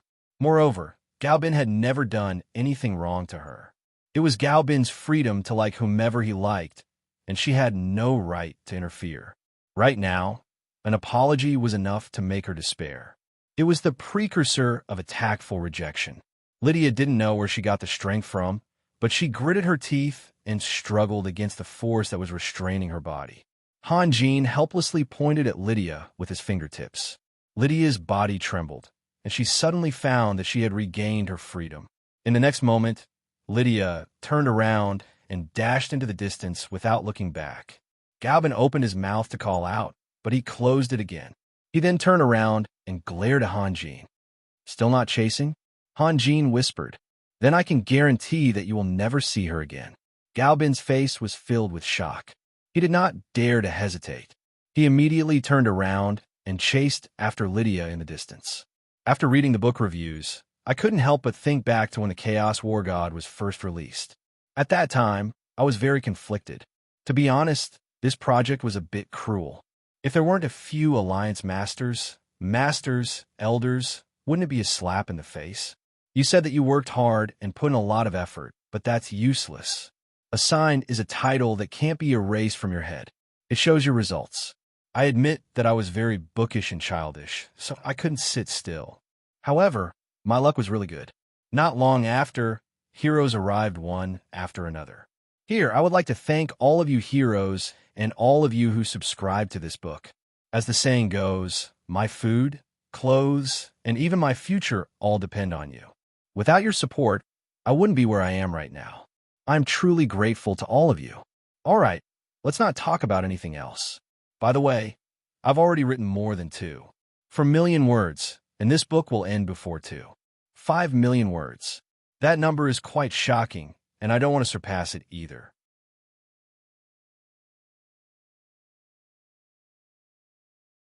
Chapter 591. After Gal Bin and Lydia disappeared one after another, everyone looked at each other, not knowing what to say. It was supposed to be a good thing, but in the end, no one was happy at all. Moreover, the instigator of this matter was Han Jin, so no one could blame him even if they wanted to. Although they couldn't say anything, they could still take a look. Thus, everyone's eyes were focused on Han Jin. You don't have to look at me like that. Han Jin shrugged and said lazily, if no one says it out loud, they will probably continue like this until the day they die of old age. Then you should at least give them some time. If you say it out loud, Lydia won't be able to take it, Guevara said dryly. Guevara coughed and said, among all the people present, he was the only one who was qualified to criticize Han Jin. They have been together for a short time, right? I saw it with my own eyes and was anxious in my heart. I really couldn't take it anymore, Han Jin said with a smile. Hee, I didn't expect you to be able to recite such a beautiful poem, Ankiel said with a smile. I have always been a talented person. Han Jin looked at Ankiel with a smile. Only now do you know how to appreciate me? You. Ankiel was somewhat embarrassed. She couldn't answer this question, no matter if she denied it or admitted it. It would create an ambiguous atmosphere. Ankiel. Han Jin's eyes drifted, and he said softly, Calm down. You must calm down. What? Anchiel didn't understand. At this moment, someone knocked on the door. The knocking was very rhythmic, giving off a feeling of unhurriedly. Anchiel's expression changed slightly, and she hurriedly sat up straight. Come in, Guevara said. The door was pushed open, and Solomon walked in slowly. He looked around and smiled. Raphael, it really wasn't easy to find you. Your Holiness, are you also here to find him? This is... Solomon's gaze fell on Anchiel. Let me introduce you, Hanjin said. This is Lord Anchiel, the Frost Dragon. So it is the Lord of Frost. Hello, I have heard a lot about you. Solomon bowed slightly. You must be Grand Duke Solomon. Hello. Although Anchiel's face was unsmiling and unapproachable, she still bowed. Guevara and Jed were both smart people. They immediately noticed Anchiel's abnormality and couldn't help but show surprise. Your Holiness, what do you want? Hanjin asked. It's nothing. Solomon paused. Tiffany has arrived at the Holy Crown City. You see? Both of them were asking Hanjin for Yelena, but Solomon's method was better than Galbin's. Galbin acted like a brother-in-law and forced Hanjin to hand over Yelena, while Solomon pushed Yelena's mother to the front of the stage. Yelena was about to get married, and there must be a lot of secrets between the mother and daughter. As for whether Yelena could come back and let the mother and daughter reunite for a short time, it was up to Hanjin. Yelena's cultivation is at a critical stage. Hanjin frowned. Let's wait until night. Oh. Solomon's tone suddenly changed. Actually, Tiffany doesn't have anything important to do. She just misses her daughter. There's no rush. As long as the mother and daughter get together before the wedding, it will be fine. As a father, he loved his children as much as Tiffany. Not to mention the excellent Yelena. He even tolerated his useless eldest son and gave him a chance to correct himself. However, Solomon's level was different from Tiffany's. He would not affect Yelena's future because of emotional ties. Therefore, when he heard that Yelena's cultivation was at a critical stage, he immediately changed his mind. As long as Yelena was well, nothing else mattered. Galbin searched for Lydia's figure. His gaze was anxious, but also soft. Only now did Galbin realize that his gaze had never stopped on Lydia for so many years. What did Lydia look like in the past? Galbin couldn't remember. In his memory, Lydia was just a friend, a comrade, or even a brother that he could entrust his life to.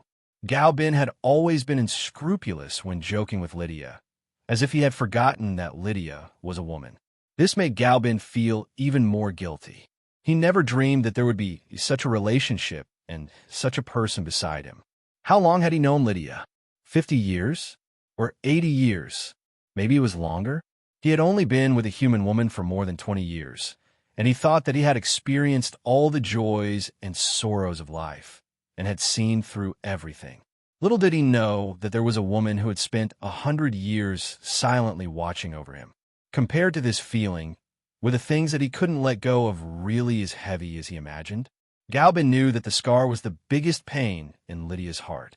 Perhaps for all women, having such a long scar on their cheeks would make them feel inferior. Therefore, even someone as impudent as Galbin would never joke about Lydia's appearance. In the past, when he saw Lydia wearing a veil, Galbin would feel a trace of pity in his heart. He would even make Lydia happy about his pursuit of other women. At that time, it seemed that Galbin had succeeded every time because Lydia would smile happily as he wished. However, when he recalled the past, Galbin wanted to slap himself a few times. Lydia wasn't really smiling. She just didn't want to embarrass him, so she put on a fake smile. Galbin suddenly had an impulse. He wanted to pull that delicate figure into his arms. If anyone knew what Galbin was thinking, they would be shocked. How could Lydia be associated with the word delicate? Perhaps it would be more appropriate to describe her as bloody. But that was exactly what Galbin was thinking, and he was ready to do so. He unconsciously quickened his pace. Night gradually fell.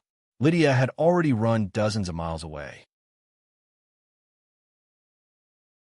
The ability that she had honed during her life of carnage was a huge hindrance to Galbin and the elves who were searching for her. If Lydia didn't want anyone to find her, then no one would be able to find her. She was already a famous hunter among the elves when she was still a young girl. Otherwise, she wouldn't have become Gal Bin's lieutenant. Looking at the darkening sky, Lydia's eyes were filled with fear, despair, and a thick layer of gray. At this moment, she couldn't face Gal Bin anymore. Her future was even darker than this sky. Lydia's body softened as she leaned against a tree trunk. Tears filled her eyes and flowed down her cheeks. She wasn't crying because she was weak. She was crying because she had too many grievances accumulated in her heart. Han Jin's figure slowly appeared behind Lydia. If necessary, he could even cover the entire world with his parapsychic sense. Lydia could avoid Gal Bin and the elves, but she couldn't avoid Han Jin's tracking. Lydia seemed to have sensed something. She quickly wiped away her tears and slowly turned her head. When she saw that it was Han Jin, she sighed softly and looked away. She didn't know if she should hate Han Jin for tearing off her mask and ruining her life. Han Jin was too cruel. But was it really a blessing to continue living in torment and maintaining a false image? Lord Raphael, please tell Gal Bin, Lydia said softly. Lydia said softly, I can't help him anymore. Please say sorry for me. Okay, Han Jin replied with a smile. Where are you going? Right now? I don't know. Lydia shook her head. You don't want to think about it anymore? No. Lydia forced a smile. That's it. Goodbye. Han Jin casually cast a spell. An invisible gust of wind suddenly rose from the ground and rushed up to the sky. In just a few breaths, the clouds in the sky were blown away by the wind, revealing a bright full moon. Its gentle light shone on the forest, brightening up everything. One of the beams of moonlight was particularly dazzling, and it shrouded Lydia in it. Lord Raphael, don't force me, Lydia said softly. When Han Jin appeared, she was already prepared. Han Jin wouldn't let her go so easily. But she would rather end her life than listen to Han Jin. If there were other people present, they would be stunned because the scar on Lydia's face was shrinking at a speed visible to the naked eye. I won't force you. Don't worry. Han Jin chuckled. Then, he slowly walked to the side of the pool. He looked down at the mirror-like surface of the water and suddenly said, The night is beautiful, isn't it? Yes, Lydia replied casually. This is a pool full of magic. It can reflect your soul. Do you want to try it? Han Jin looked back at Lydia. Your joke is a little boring, Lydia said calmly. Trust me. Come. A smile bloomed on Han Jin's face. No one could ignore Han Jin's charm at this moment. His smile was as warm as the sun and as gentle as the clouds. Lydia couldn't bear to refuse him. She hesitated for a moment, then slowly walked to the edge of the pool. Her eyes swept across the mirror-like surface of the pool, then turned to the sky and stared at the bright moon. Suddenly, Lydia felt as if she was struck by lightning. Her body trembled. Her gaze slowly shifted from the sky to the surface of the water. Han Jin lifted the tip of his finger and pointed. The mirror-like surface of the pool shattered and turned into pieces of glittering scales. It could be said that Han Jin was too evil. Before Lydia could see clearly, her shadow in the water was shattered by the ripples. She couldn't help but cry out, No! Han Jin's smile deepened, but he didn't continue to tease Lydia. He just stood there quietly. Lydia had been by Gal Bin's side since a long time ago. She had never expressed her feelings to him because her face was scarred during a fierce battle. She felt ashamed of her own inferiority, so she had always silently watched as the elves tried to approach Gal Bin. Every time that happened, her heart would hide in a corner where no one could see it, and she would even cry and bleed. If Lydia thought she was worthy of Gal Bin, with her personality, she would have exploded long ago. As time passed, the shattered mirror surface slowly healed. Lydia stared at Han Jin seriously. There was a hint of hostility in her eyes. She thought she saw a perfect version of herself, but it was destroyed by Han Jin. She couldn't help but recall the scene when she was injured. She couldn't stand this kind of prank. She saw Han Jin standing there motionlessly, as if he was really not going to move anymore. She let out a sigh of relief and looked back at the pool. That's right. That was really her shadow. Lydia reached out a trembling hand and touched her cheek. Her youthful skin was smooth and smooth. The familiar scar was gone. Ecstasy surged from her chest to her throat like a tsunami, and then into her brain. Lydia's vision turned dark, and she almost fell to the ground. The next moment, a steady hand held her shoulder, and a voice rang in her ears. Give Gao Bin one more chance, and give yourself one more chance, okay? But Gao Bin was in an extremely bad mood. All the elves had been sent out to search for Lydia's shadow.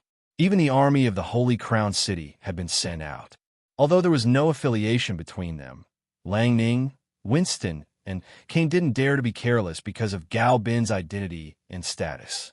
The throbbing veins on his forehead and the tense muscles on his cheeks all showed the anxiety in Gao Bin's heart. However, he was an experienced commander after all, so he could still control his emotions.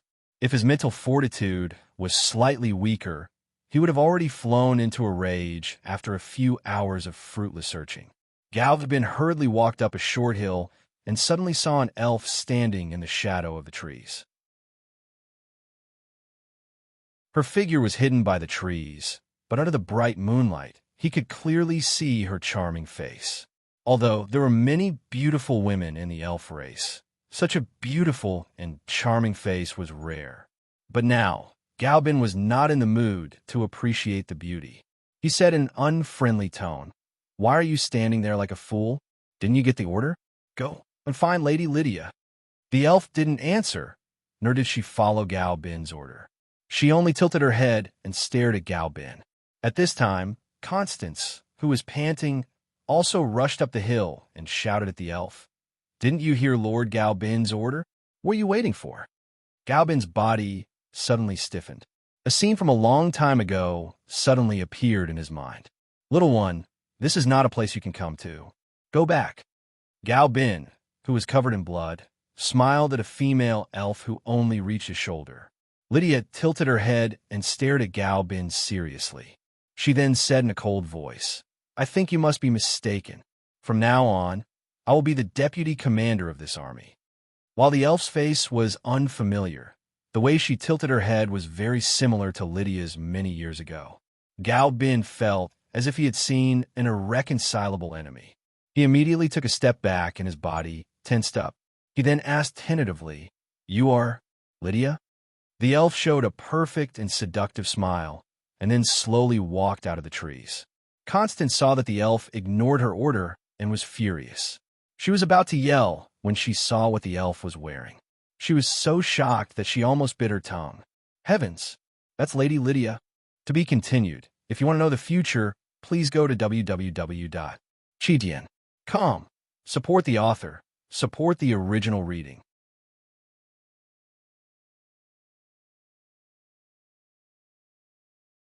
Chapter 592. In the flickering light, Gao Bin and Lydia's figures were slowly touching each other. Han Jin smiled and waved his sleeves to disperse the light. The next part is not suitable for children. After that, Han Jin looked at Sunir, who was standing beside him. Sunir's eyes were especially bright. She felt Han Jin's gaze and sighed deeply. Her fragrant body softened in Han Jin's arms. She slightly raised her head and looked at Han Jin seriously. Then, she pecked Han Jin's face with her soft lips to express her gratitude. "Trust me, I won't hurt you," Han Jin said softly. "Do you know, Sunir, I see the beauty, kindness, and strength of the elves in you. You are the most beautiful flowers in the world and the most precious ornaments on this continent. As long as I am here, I will make sure that the elves will bloom forever." Sunir smiled and pressed her face hard against Han Jin's chest. Han Jin held Sunir's waist with one hand and gently stroked Sunir's soft blonde hair with the other. His eyes looked past Sunir and penetrated into the deep night sky. The moonlight quietly shone on this beautiful couple. After a long time, Sunir whispered, "I heard you said to Guevara that you want Morrison's to be the lord of Isolated Cliff City, Hisu to be the lord of Black Raven City, and Leger to be the Bite Man. Why?"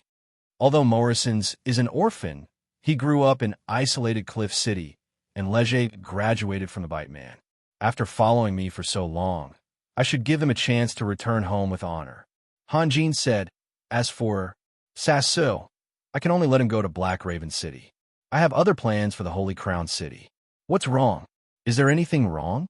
What I want to say is, Sunir hesitated for a moment before she could not help but ask, why did you let them become feudal lords? Are you worried about their abilities? No. Sunir raised her head again. Why don't you let them enter your divine realm? Hanjin was silent. His hand that was stroking Sunir's hair also stopped. You said that you could bring me and Yelena into a new world, and even give us eternal power, Sunir said softly. Then why don't you help them? Let me tell you a story about viewing the sky from the bottom of a well. Hanjin said slowly, in an abandoned well, there lived a frog. One day, the frog met a big turtle from the East Sea by the well. The frog boasted proudly to the turtle, you see how happy I am here? As long as I was happy, I would jump around the well and play. When I was tired, I would rest in the cave on the wall of the well. Sometimes I would soak my body comfortably in the water. Sometimes I would happily take a walk in the mud. Sunir listened carefully until Hanjin finished the story. Then she said softly, I know that Yelena, Morrisons, and I are all frogs in the bottom of a well. The new world you want us to enter is the unfathomable sea that the turtle said. But you should also bring Morrisons and the others with you. It's certainly a good thing to see a wider world. Hanjin smiled. But if they just climbed up the well and saw the outside world, I'm afraid that they will be diagnosed with an incurable mental illness. Then they will spend the rest of their lives in self-pity, suffering, and pain. Incurable mental illness? Sunir thought carefully about Hanjin's words. She somewhat understood, but at the same time, she did not. Yes, Hanjin nodded. This road is not easy to walk. Since ancient times, there have been countless amazing masters, but how many of them can break through the final barrier? You mean they can't? Sunir asked in surprise. Talent, aptitude, comprehension, courage, perseverance, and luck are all indispensable. Hanjin said slowly, I gave Morrison's Nicholas's experience. This is also my test for him.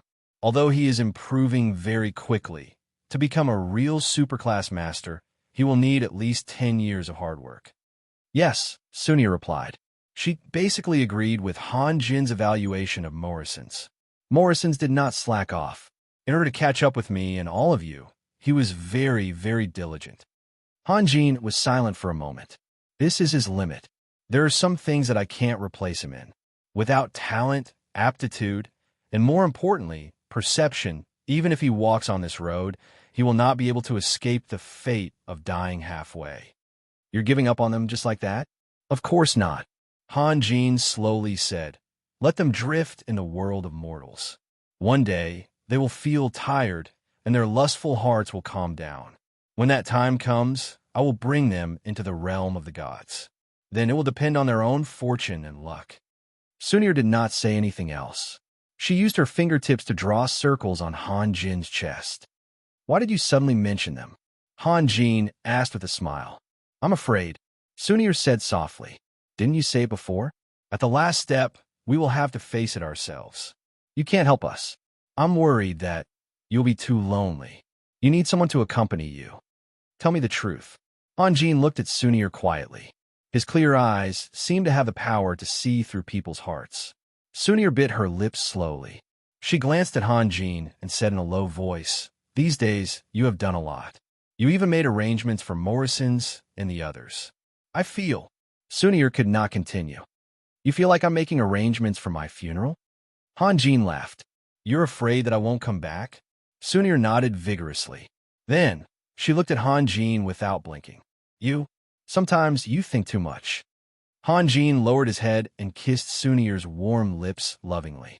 Do you want me to do nothing? Don't use this method to brush me off. Sunir said coquettishly.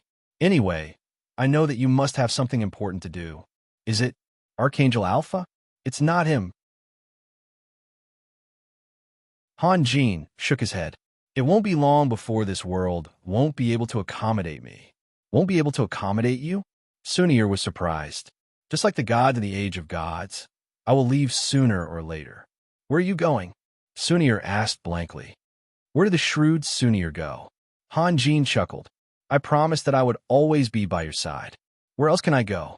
Of course, I'm going to hide in my divine domain. Hearing this, Sunir let out a sigh of relief. Then, she rolled her eyes at Han Jin. Why didn't you say so earlier? You made me worry for nothing. My progress is too fast.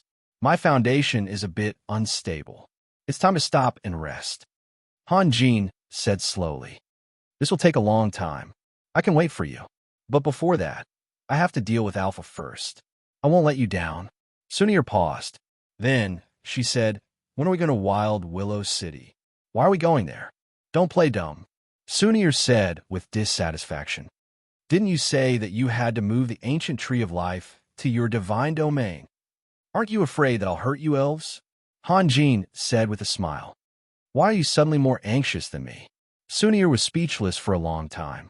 When she first heard that Han Jin wanted to move the ancient tree of life, she really couldn't accept it. But as time passed, she thought of many things. What if, like what Han Jin said, the ancient tree of life sent down an oracle? What should she do? If the oracle asked the elves to attack Raphael, what should she do? Although the probability of that happening was very small, she didn't want anything to destroy her current happiness. Moreover, she saw every change in the divine domain. She was more and more convinced that it would definitely become a paradise for the elves. Seeing that Sunir didn't answer, Han Jin said, in a few days, Grand Duke Solomon promised me that he would personally talk to Big Brother. My brother's temper is very stubborn. Once he has made up his mind, no one can persuade him. Sunir said with a distressed tone. It might be useless for others, but if it's Grand Duke Solomon, it should be able to persuade him. Han Jin said.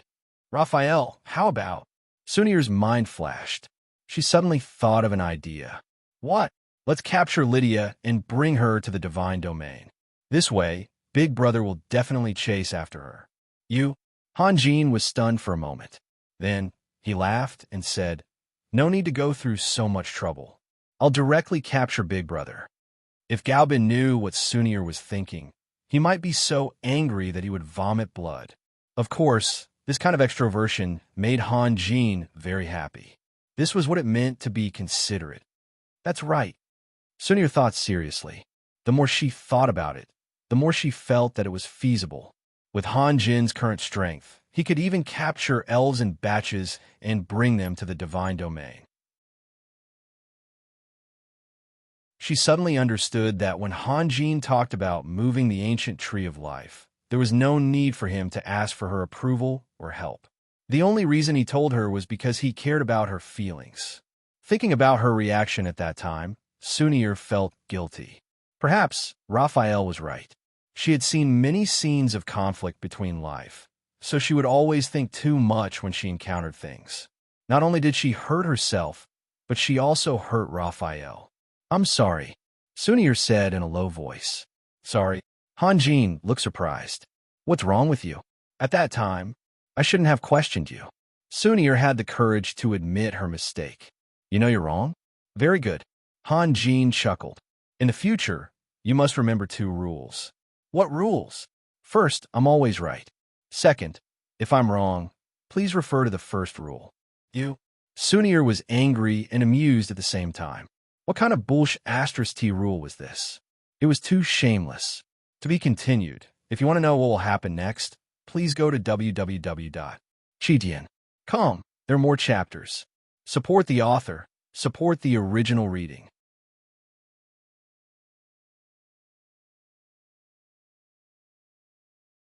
Chapter 593. When the sun slowly rose from the east, a meeting that included almost all the forces on the continent finally began. The host of the conference was Guevara. As soon as he appeared, Guevara's gloomy face gave everyone an ominous premonition. It also added a layer of oppressive color to the atmosphere of the conference. The next to enter the stage was Grand Duke Solomon. This star of magic, who had been famous for a long time, seemed to be in high spirits. As soon as he entered the stage, a low murmur of discussion could be heard from below. There was no such thing as an impenetrable wall in the world. Although Guevara had taken precautions immediately, some of Solomon's words were still leaked out. If he could express his stance without any scruples, Solomon would most likely become the public enemy here. Then, Anchiel and a group of elders and guardians of Dragon City and Dragon City appeared, who on a continent didn't know about Han Jin's hobby. The number of dragons that had died in Han Jin's hands was not a small number. Even though it was the dragon emissaries sent by Anchiel who had informed them of the meeting, some of them still misunderstood that the dragons wanted to use this meeting as an excuse to launch a counterattack. Those with ulterior motives sat there excitedly, waiting for the show to begin. If Han Jin hadn't obtained the divinity, perhaps 2/3 of the people sitting here today would be missing, or even more. Although the continent had been in chaos for years, the structure of the forces was basically stable. Except for the rapidly rising Nicholas and Han Jin, most of the regions were in full swing, but it was difficult to determine the winner. Until now, those who could still lead a region were all powerful. It wasn't difficult to gain some advantages in local battles, but it wasn't so easy to completely swallow the other side. Chasam of Cold Shadow City. Although he could have taken over Depew City long ago, he didn't do it because it meant that he would have to face Han Jin's Holy Crown City directly. Some lords have been quietly accumulating their strength and keeping a low profile to avoid becoming enemies with powerful forces, but in fact, their strength was not to be underestimated. Therefore, although the situation on the continent seemed to be chaotic, in reality, it was just one powerful individual occupying an area, dividing the continent into countless small pieces. Under such circumstances, Nicholas's rapid rise had already caused a sense of crisis to rise in the hearts of the lords. First, he destroyed the Holy See with thunderous means, and then he aggressively expanded rapidly, with a stance of those who submit to me will prosper, and those who oppose me will perish. Facing the Grand Light Empire's cavalry, even Laura's alliance couldn't resist, not to mention those small feudal lords with only a few 100,000 soldiers. However, before the people could recover from the shadow of Nicholas, Han Jin, the new monarch with the divine personality, had appeared again. Inevitably, the lords began to worry. Although the gods worshipped in different regions were different, and some places didn't even have any religion at all, even the most reckless man wouldn't be so stupid as to think that he could compete with a god. Han Jin was like the rising sun, radiating endless rays of light, but also sowing the seeds of fear in the hearts of the lords. Therefore, they all came, and they were very eager to be the first, fearing that they would be used as an excuse by Han Jin to attack them if they were slower than others. But at the same time, they also had the intention to wait and see. The reason why they came to this meeting was to leave a way out for themselves. If the legend was true, then it would be a good way to express their sincerity. But if the legend was false, then sorry, everyone would just mind their own business and mind their own business. In this case, the appearance of Anchiel leading the dragons was equivalent to a shot of adrenaline to the trembling, small feudal lords.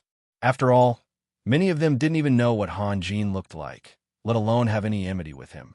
Even if Han Jin were to attack them, it wouldn't be their turn to attack. The dragons also had a reason to retaliate.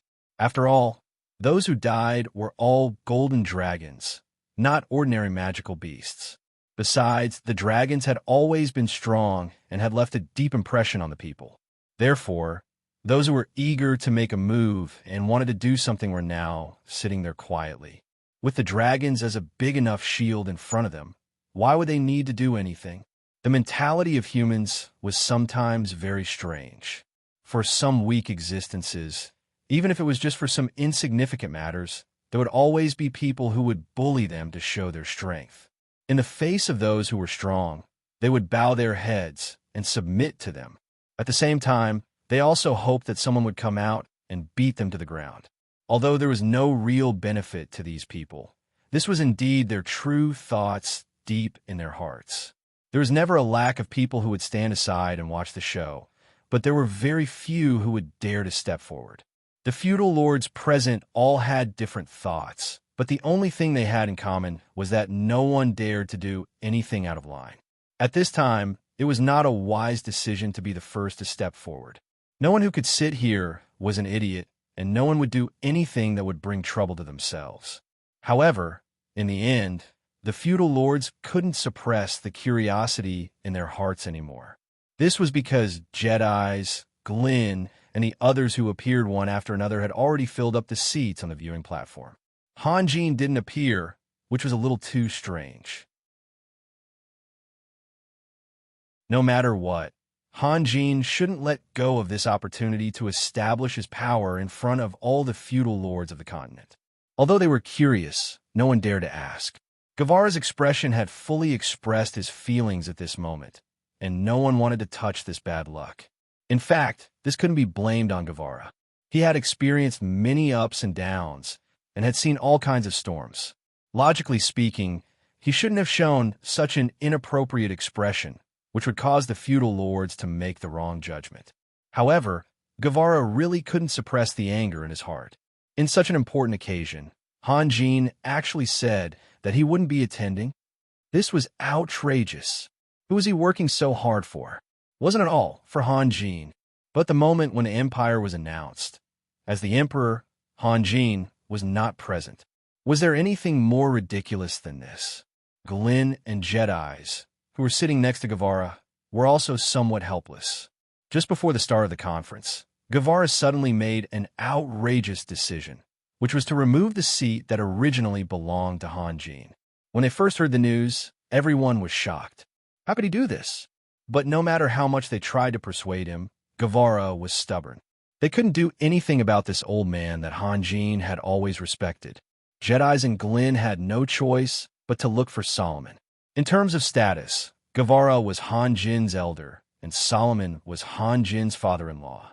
Their status was about the same, and it was most appropriate for Solomon to persuade him.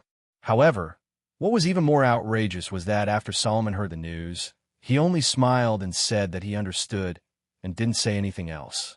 Thus, Hanjin's seat was really removed.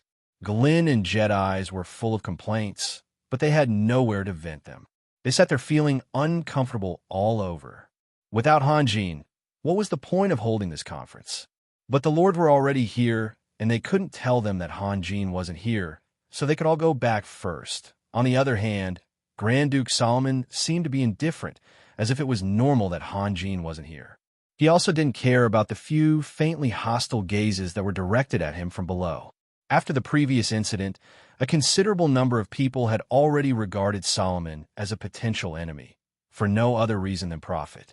Among these people was the leader of the tribal alliance, Thorn of the South of the Heavens.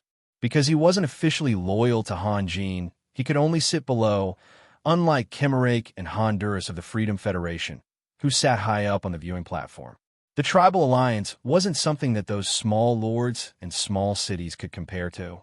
It was formed by the union of countless large and small tribes. Thorn of the South of the Heavens' position as leader was a hasty decision made by the old leader. If one were to seriously consider it, there was no lack of people in the tribal alliance who were better than him in both strength and scheming. Thus, Solomon's words had the biggest impact on Thorn of the South of the Heavens, and the resentment in his heart was also the heaviest. Although he didn't dare to act rashly due to Solomon's identity as Hanjin's father-in-law, he could still vent his anger with his gaze. Chasam, who had a fierce reputation in his own territory, wasn't very worried that someone would dare to stand up and overthrow him. But Solomon's words were really too harsh, so Chesam's attitude towards Solomon couldn't be considered friendly. But after all, Solomon's identity was there, so even if they had a big opinion, they could only endure it in their hearts. At least until now, no one dared to say anything in front of Solomon. Seeing that everyone had arrived, Guevara adjusted his mood. At this moment, it was useless to think about anything else. He coughed slightly and said slowly, "On behalf of the Holy Crown City, I would like to express my heartfelt gratitude to all of you for coming all the way here to attend this event." Guevara's words confirmed everyone's guess. The monarch who had obtained the godhead really didn't want to participate in this conference. But why did he do this? Or rather, where was he now? Some lords who didn't send a representative but came in person couldn't help but feel a little worried.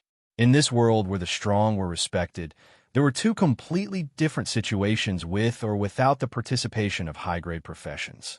Those who were naturally suspicious even suspected that Han Jin deliberately took this opportunity to summon them here, so that he could launch a sneak attack on their territory. Although this idea was somewhat ridiculous, with Han Jin's current strength, it was just a piece of cake for him to break into any city. There was no need for him to use such a despicable method. But it was undeniable that many people had this idea. It was like an aardwolf guarding a rotten corpse, guarding against a thunderbird soaring in the sky. It didn't need to worry that the thunderbird would rush down to snatch its food. The rotten corpse, which was regarded as a treasure in the aardwolf's eyes, was actually not attractive to the thunderbird at all. The aardwolf did this because it didn't understand the thunderbird. Similarly, these lords who only had one or a few small cities didn't understand Han Jin at all. Suddenly, there was a lot of discussion in the hall. Those who were more familiar with each other couldn't help but whisper their opinions. No matter how one looked at it, it was really strange that Han Jin didn't appear on such an occasion. Even those who had known Han Jin for a long time showed a look of astonishment. Thorn's eyes were wide open, and his mouth was slightly open. He had a look of disbelief. If it were him, he would try his best to be in the limelight. How could he not appear? With the chaos below, Guevara's face became even uglier, and his words were no longer polite. Who is a question? You can say it directly. The hall suddenly quieted down, and no one whispered. Although Guevara's personal strength wasn't outstanding, the people behind him were the most important. Han Jin didn't appear today, but it didn't mean that he wouldn't appear in the future. No one wanted to get into trouble for no reason. The corners of Ankiel's mouth twitched slightly. She understood why Han Jin didn't want to appear here. Looking at the people below, even she couldn't help but despise them, let alone Han Jin, who had taken the last step. It was hard to imagine that an eagle would talk about his ambitions with a sparrow. In this war with the Abyss world, we first defeated the Abyss army, then pursued them and killed the great demon Donald in the Abyss.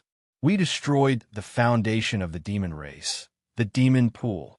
Our Lord Raphael also killed the great lich Denver and eliminated the god of the underworld, Staya, and successfully obtained the divinity.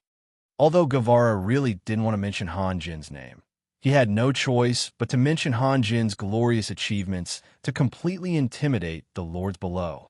At the crucial moment, Frost Dragon Ankiel was able to fight side by side with Lord Raphael. We express our deep respect for this. The Freedom Federation's participation also greatly increased the morale of the Allied army. It can be said that Lord Kemarak and Lord Honduras had great foresight. Facts have also proven that their choice was not wrong. Guevara deliberately omitted Nicholas's name and only mentioned Ankiel and the Freedom Federation. He even exaggerated the role of the Freedom Federation. His intention was to send a message to the outside world. We will not mistreat those who seek refuge with us. Kemarak and Honduras were somewhat excited. After all, the lords of the entire continent were sitting in front of them. They actually received such high praise in such a grand occasion. In the past, they wouldn't even have dared to imagine such a thing. On the other hand, the great leader of the tribal alliance, Thorn Tianan, could only sit pitifully below. His name had never been mentioned before. Only now did they sincerely rejoice that they had made the right decision.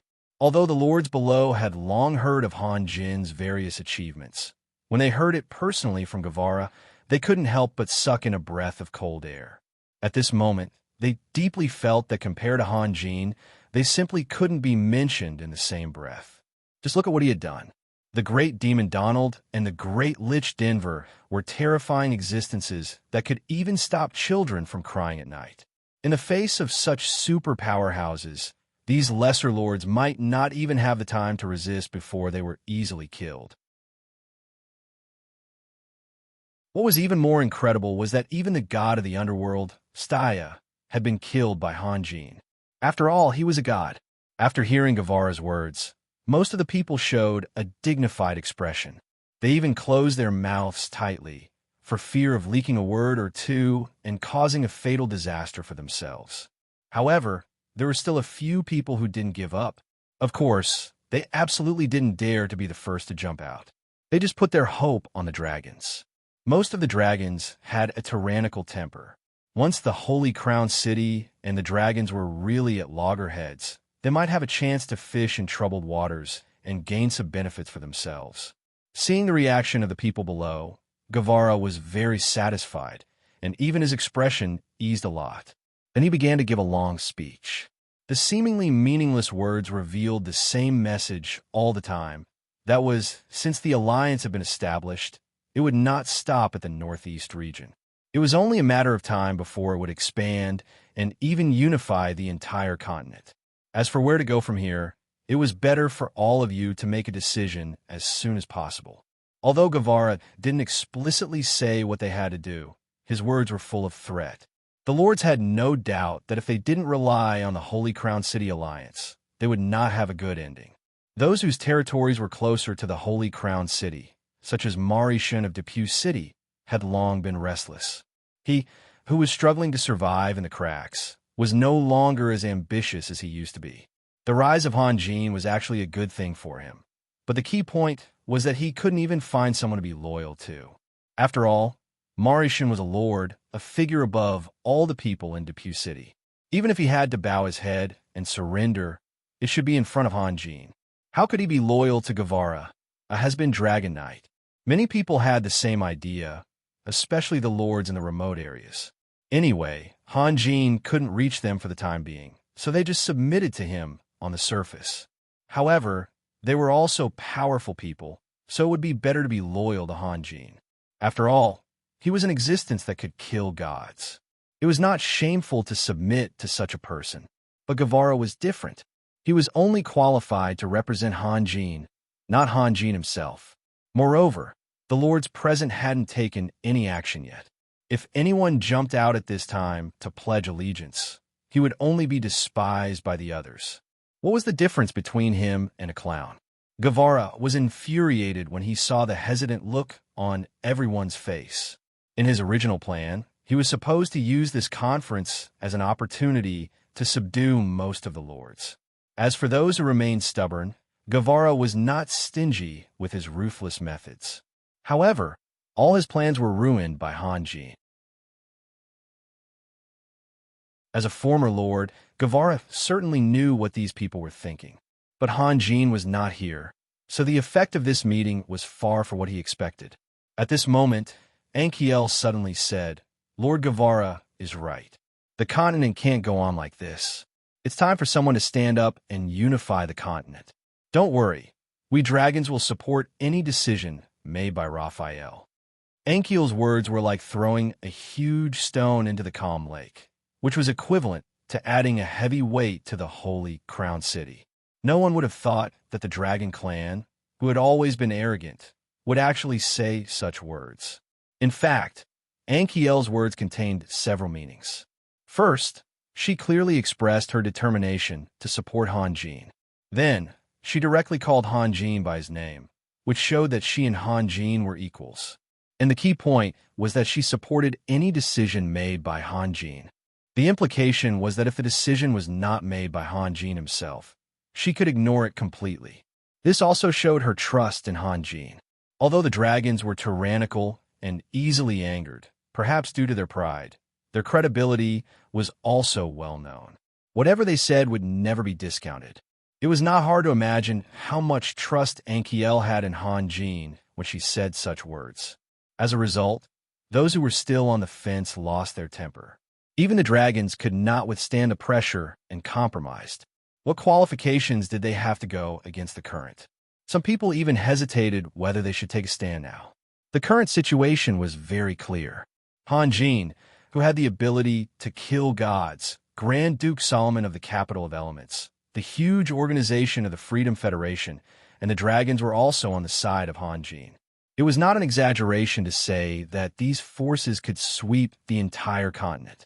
In the face of such a combination, resistance would only bring disaster to oneself.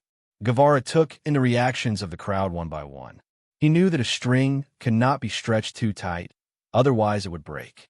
He said, "I believe that everyone is very clear about the choice you should make. I won't say more here. Time will prove everything.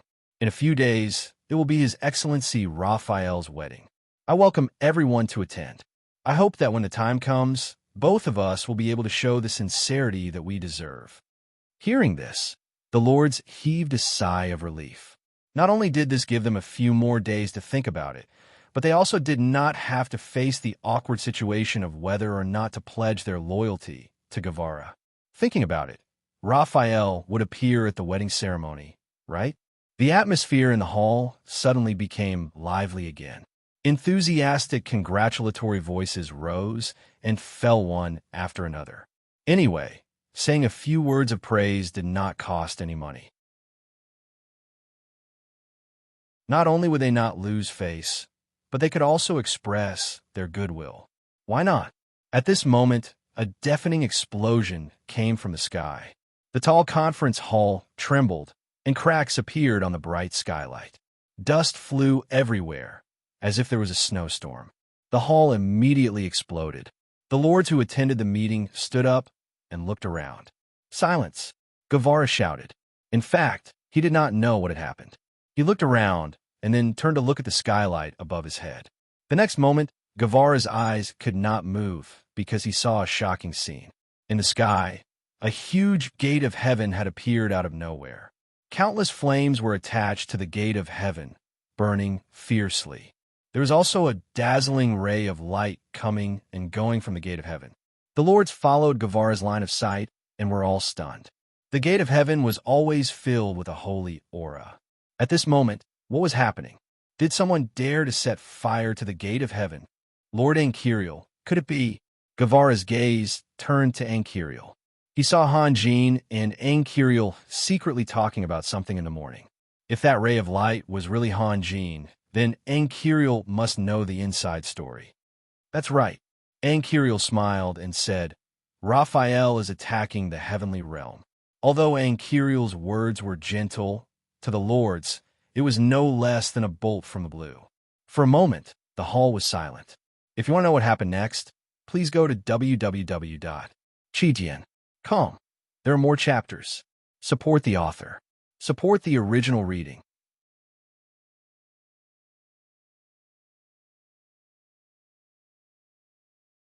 Chapter 594. Looking at the gate of heaven from below, it was impossible to appreciate the magnificence of the gate of heaven. Only by experiencing it could one realize the magnificence of the divine miracle. At this moment, Hanjin was standing at the entrance of the gate of heaven. Compared with the gate in front of him, his figure was as small as an ant. The gate to the heaven realm was thousands of feet tall, with tens of millions of runes engraved on it. Streams of white light condensed into an undercurrent that was constantly flowing inside. Lines and lines of runes lit up in an extremely orderly manner, emitting a pressure that seemed to be substantial. Standing outside the door, one could still hear a faintly discernible singing. Moreover, the singing was very strange. When one first heard it, it sounded like a young girl in a daze humming a song without any lyrics. When one pricked up their ears to listen carefully, they discovered that the singing was getting louder and louder, as if thousands of people were chanting something in incomparably uniform frequency. The melody also changed from gentle to intense. If the generally strong people in the world were lucky or unlucky to come to this place, they would find how humble they were. The dazzling light made them unable to open their eyes, and the invisible pressure made them unable to straighten their backs. The faintly discernible singing could be compared with the legendary sirens. As long as you heard it, you would forget everything. However, none of this affected Hanjin at all. His eyes were calm and indifferent. Following the movement of his hand gestures, streams of true samadhi fire danced like fire dragons, baring their fangs and brandishing their claws as they pounced out and heavily crashed into the gate of heaven. One after another, the explosions spread rapidly between heaven and earth. In the Holy Crown City, Guevara was no longer in the mood to host the meeting, and those lords also walked out of the conference hall, standing in the open field and gazing up at the sky. Not only the Holy Crown City, but also the warriors of the Tribal Alliance and the strong people of the magnificent Light Empire in the far south could see the strange phenomenon in the sky. Farmers stopped working, pedestrians stopped in the street, and even children stopped laughing. Countless pairs of horrified eyes gathered at one point from all over the world. Although the true Samadhi fire had terrifying power, behind the gate of heaven was the divine realm created by the God of light in the age of gods. No matter how fiercely they collided, the gate of heaven remained motionless. On one side of the gate was a blazing flame, while on the other side was a dazzling brilliance. No one could conquer the other in a short period of time. "You're feeling guilty." A mischievous smile suddenly appeared on Han Jin's face. With Alpha's status and self-esteem, it was inexcusable for him to hide inside and do nothing while others came knocking on his door. It could only be said that Han Jin's purple cloud tribulation must have left a shadow in Alpha's heart. He did not understand the origin of Han Jin's power, so he did not dare to accept the challenge. It was like a spiritual sable encountering a king snake. No one would launch an all-out attack right from the start. An intense battle would only truly erupt after both sides had probed and observed each other for a period of time. Of course, Han Jin attacking heaven first also meant that Han Jin had seen through Alpha first. When Han Jin said those words in a teasing tone, in the depths of heaven, Alpha, who was sitting like a statue, leaning on his sword, suddenly opened his eyes. The gate of heaven, which was originally motionless, began to tremble slightly, as if it was showing Alpha's conflicted mood. "Let's begin," Han Jin said softly. In the next moment, his body exploded with a loud bang, turning into a resplendent purple nebula that almost covered half of the sky. Immediately after, countless starlight condensed into sword shadows in the sky and shot towards the gate of heaven. Boom, boom, boom, boom, boom. Like the sound of drums, thousands of sword shadows hit the gate of heaven every moment. Every moment, countless runes were destroyed by the rain-like impact, and the brilliance emitted by the gate of heaven dimmed at an extremely fast speed. After a few breaths, the hundreds of feet tall gate had been shattered, and the sword shadows forcibly penetrated it. Behind the gate stood several envoys of light. Some quickly rose into the air, while others waved their light swords with all their might, trying to block the sword shadows' attacks. Those who saw the opportunity early were able to escape. The envoys of light who tried to block the sword shadows were crushed in an instant. Their bodies turned into scattered streams of light, and together with the fragments of light that were turned into by the gate of heaven, they fled into the depths of heaven. The frenzy formed by thousands of sword shadows continued to shoot in all directions, cutting everything in front of them without restraint. The ground paved with white crystals cracked and shattered. A few envoys of light who were lucky enough to escape were caught by the sword shadows before they could fly far away. Although they resisted with all their might, they could only block a few sword shadows at most.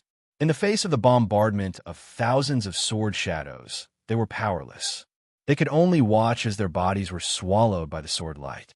The two towering pillars near the door were also attacked by the rain of swords. The pillars, which were tens of meters thick, turned into dust in an instant. Then the pillars fell down like collapsed mountains. It seemed that it would only take a few seconds for the pillars to fall heavily on the ground. However, under the obstruction of the sword shadows, these few seconds had become infinitely long.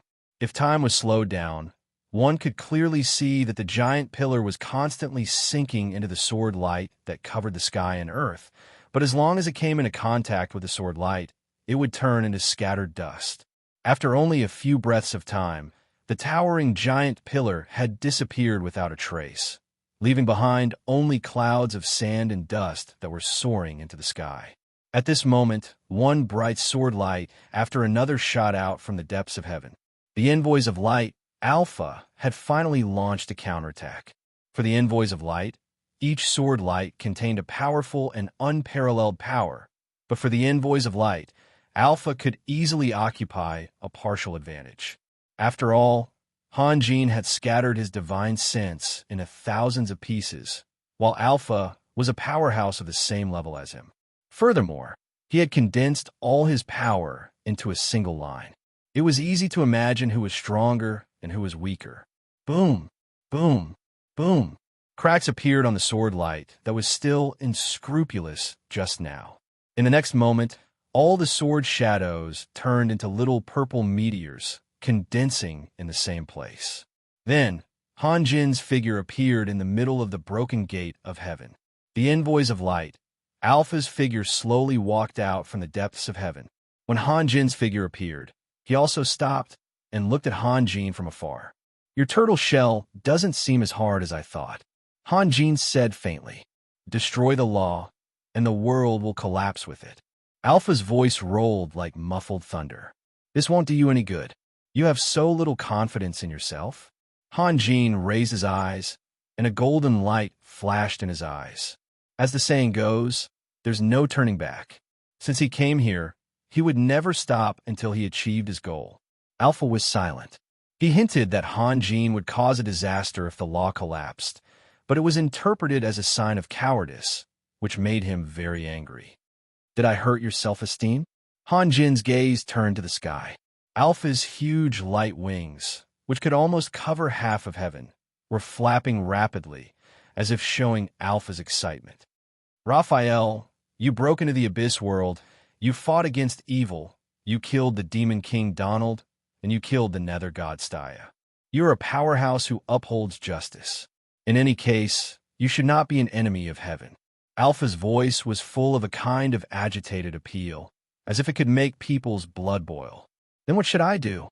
Han Jin asked with a smile. This question sounded simple, but it was actually very difficult to answer.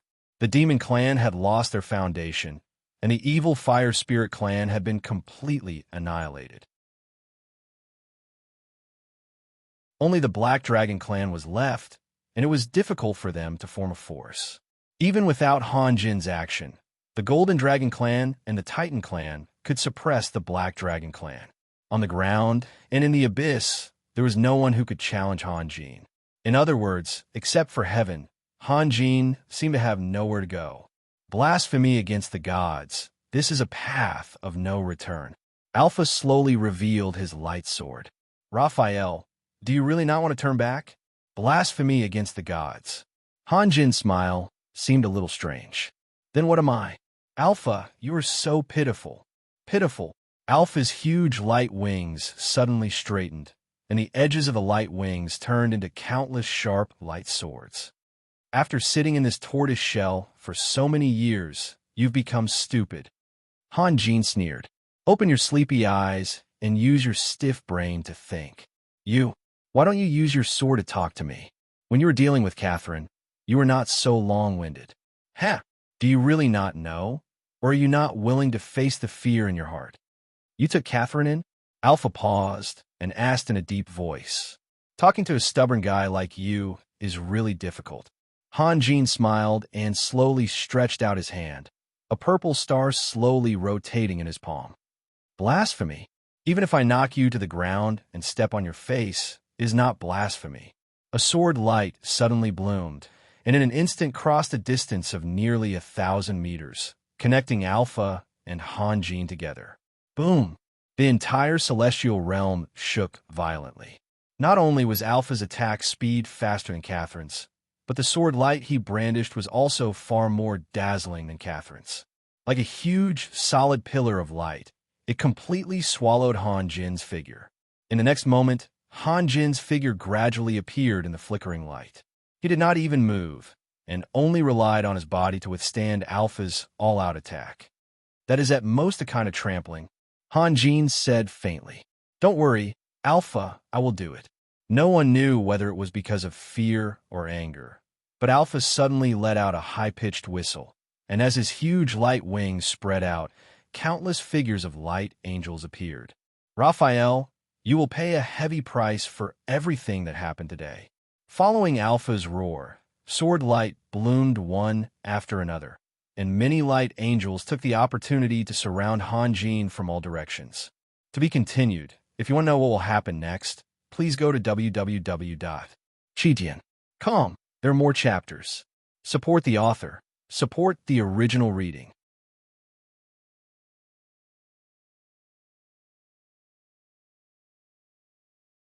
Chapter 595. Under the cover of Alpha's light wings, countless angels of light gathered together, forming a boundless white sea that swept toward Hanjin.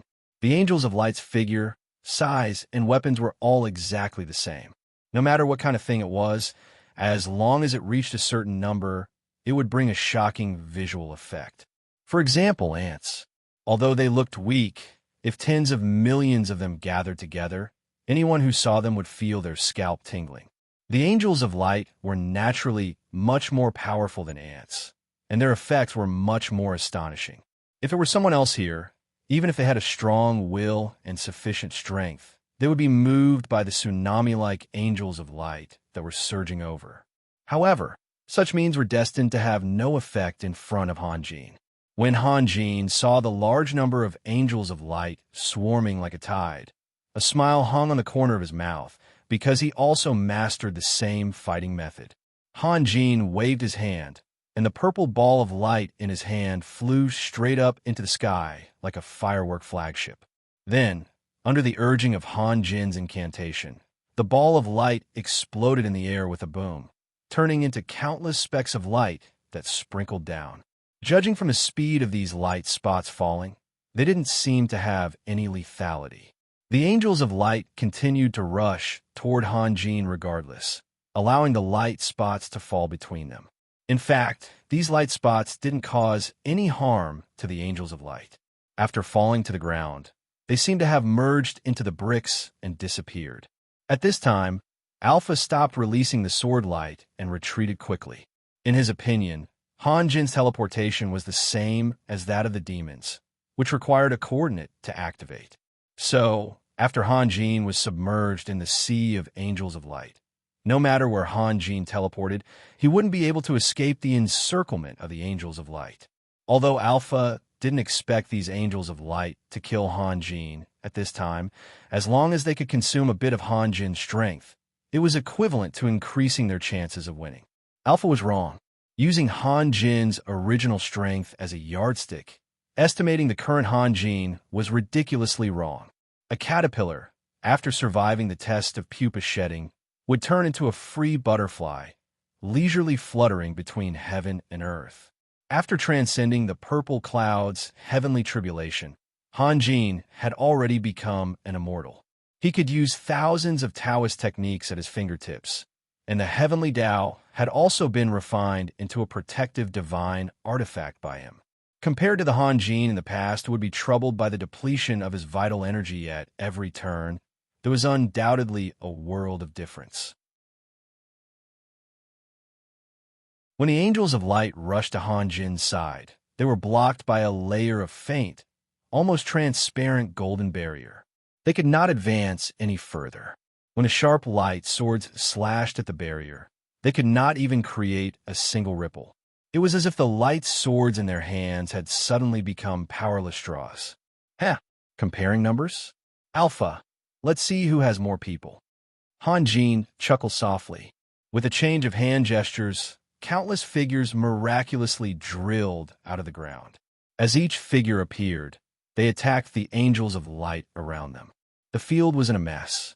With the limited intelligence of the angels of light, they really could not tell whether they should attack Hanjin first or deal with the attacks around them first. Caught off guard, hundreds of angels of light turned into streams of light in an instant and disappeared without a trace. Only then did Alpha discover in horror that these figures that looked exactly like Hanjin were not illusions. Each of them actually possessed power that could not be underestimated. Although these clones couldn't cause any harm to Alpha, they were more than enough to attack the defenseless low-level envoys of light. What was even more depressing was that Alpha could only stand there and watch. Other than ordering the envoys of light to counterattack, there was nothing else he could do because at this moment, the clones and the envoys of light were already entangled with each other. There were figures of both sides fighting everywhere, and Alpha had nowhere to use his powerful sword light. Why do you have to do this? Hanjin looked at Alpha from afar with a smile. It was supposed to be a battle between the two of us. Why do you have to make such a mess? Look at this place. Does it look like the heaven realm at all? Alpha was not moved at all. At their level, it was difficult to be easily angered. At least from his expression, one could not tell what he was really thinking. Raphael, do you really think you can do whatever you want with your current strength? Alpha's loud voice covered the sound of fighting in the field and was clearly sent into Han Jin's ears. You humans, once you have extraordinary power, you will breed untimely ambitions. Untimely ambitions? If everyone had no ambitions, how could God appear? Han Jin stepped forward and walked towards Alpha. At some unknown time, a small golden flame had ignited in his palm. The flame was restlessly pulsating, and from time to time, it would splash out a few small sparks. But these seemingly unremarkable sparks would immediately turn into raging flames when they splashed on the bodies of the angels of light. Every angel of light that was splashed by the flame would fall to the ground while screaming miserably. In a few breaths of time, they would turn into streamers of light and dissipate in the air. Even if Alpha's face could not be seen through the white light, Han Jin could feel that Alpha's gaze was fixed on the flame in his palm. He could not help but smile and say, "What? Are you interested in it? Then I'll give it to you." After saying that, the flame in Han Jin's hand automatically floated up and swayed as it flew towards Alpha. In the process of flying, it did not forget to splash out a few sparks and burn the angels of light in the vicinity into human-shaped torches. Although Han Jin's tone was very casual, Alpha did not dare to lower his guard. Just a small spark was able to turn an angel of light into nothingness. So how powerful was this flame? Alpha raised his hand and swung his sword.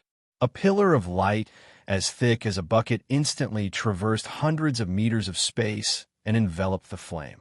However, when the light dissipated, Alpha was surprised to see that the flame was not damaged at all and was still flying towards him at a leisurely pace. The scene before his eyes was completely out of Alpha's expectations. How could there be magic that could withstand his attack? But facts proved that the flame was tenacious. Alpha unhesitatingly sent out 2 more sword lights. Under the huge impact, the flame retreated far away, but it was incomparably stubborn and did not extinguish. It floated in Alpha's direction and flew towards him. Alpha's figure froze in place. With his power as an angel of authority, he could not do anything to a small flame. How could Alpha know that the Samadhi true fire released by Immortal Han was something that even a golden immortal would not dare to touch? How could he disperse it with just a few sword strikes? When the fireball was less than 100 meters away from Alpha, he immediately retreated. Although it seemed ridiculous that he was forced to retreat by such a fireball, Alpha was still afraid of Han Jin's endless and unpredictable means. Even the god of the underworld, Staya, had been killed by him. He could not afford to be careless in the face of such an enemy. Immediately after, the flame began to change as well. Like a balloon, it suddenly swelled up and turned into a huge net of fire that quickly enveloped Alpha. Spreading his wings, Alpha flew straight into the air.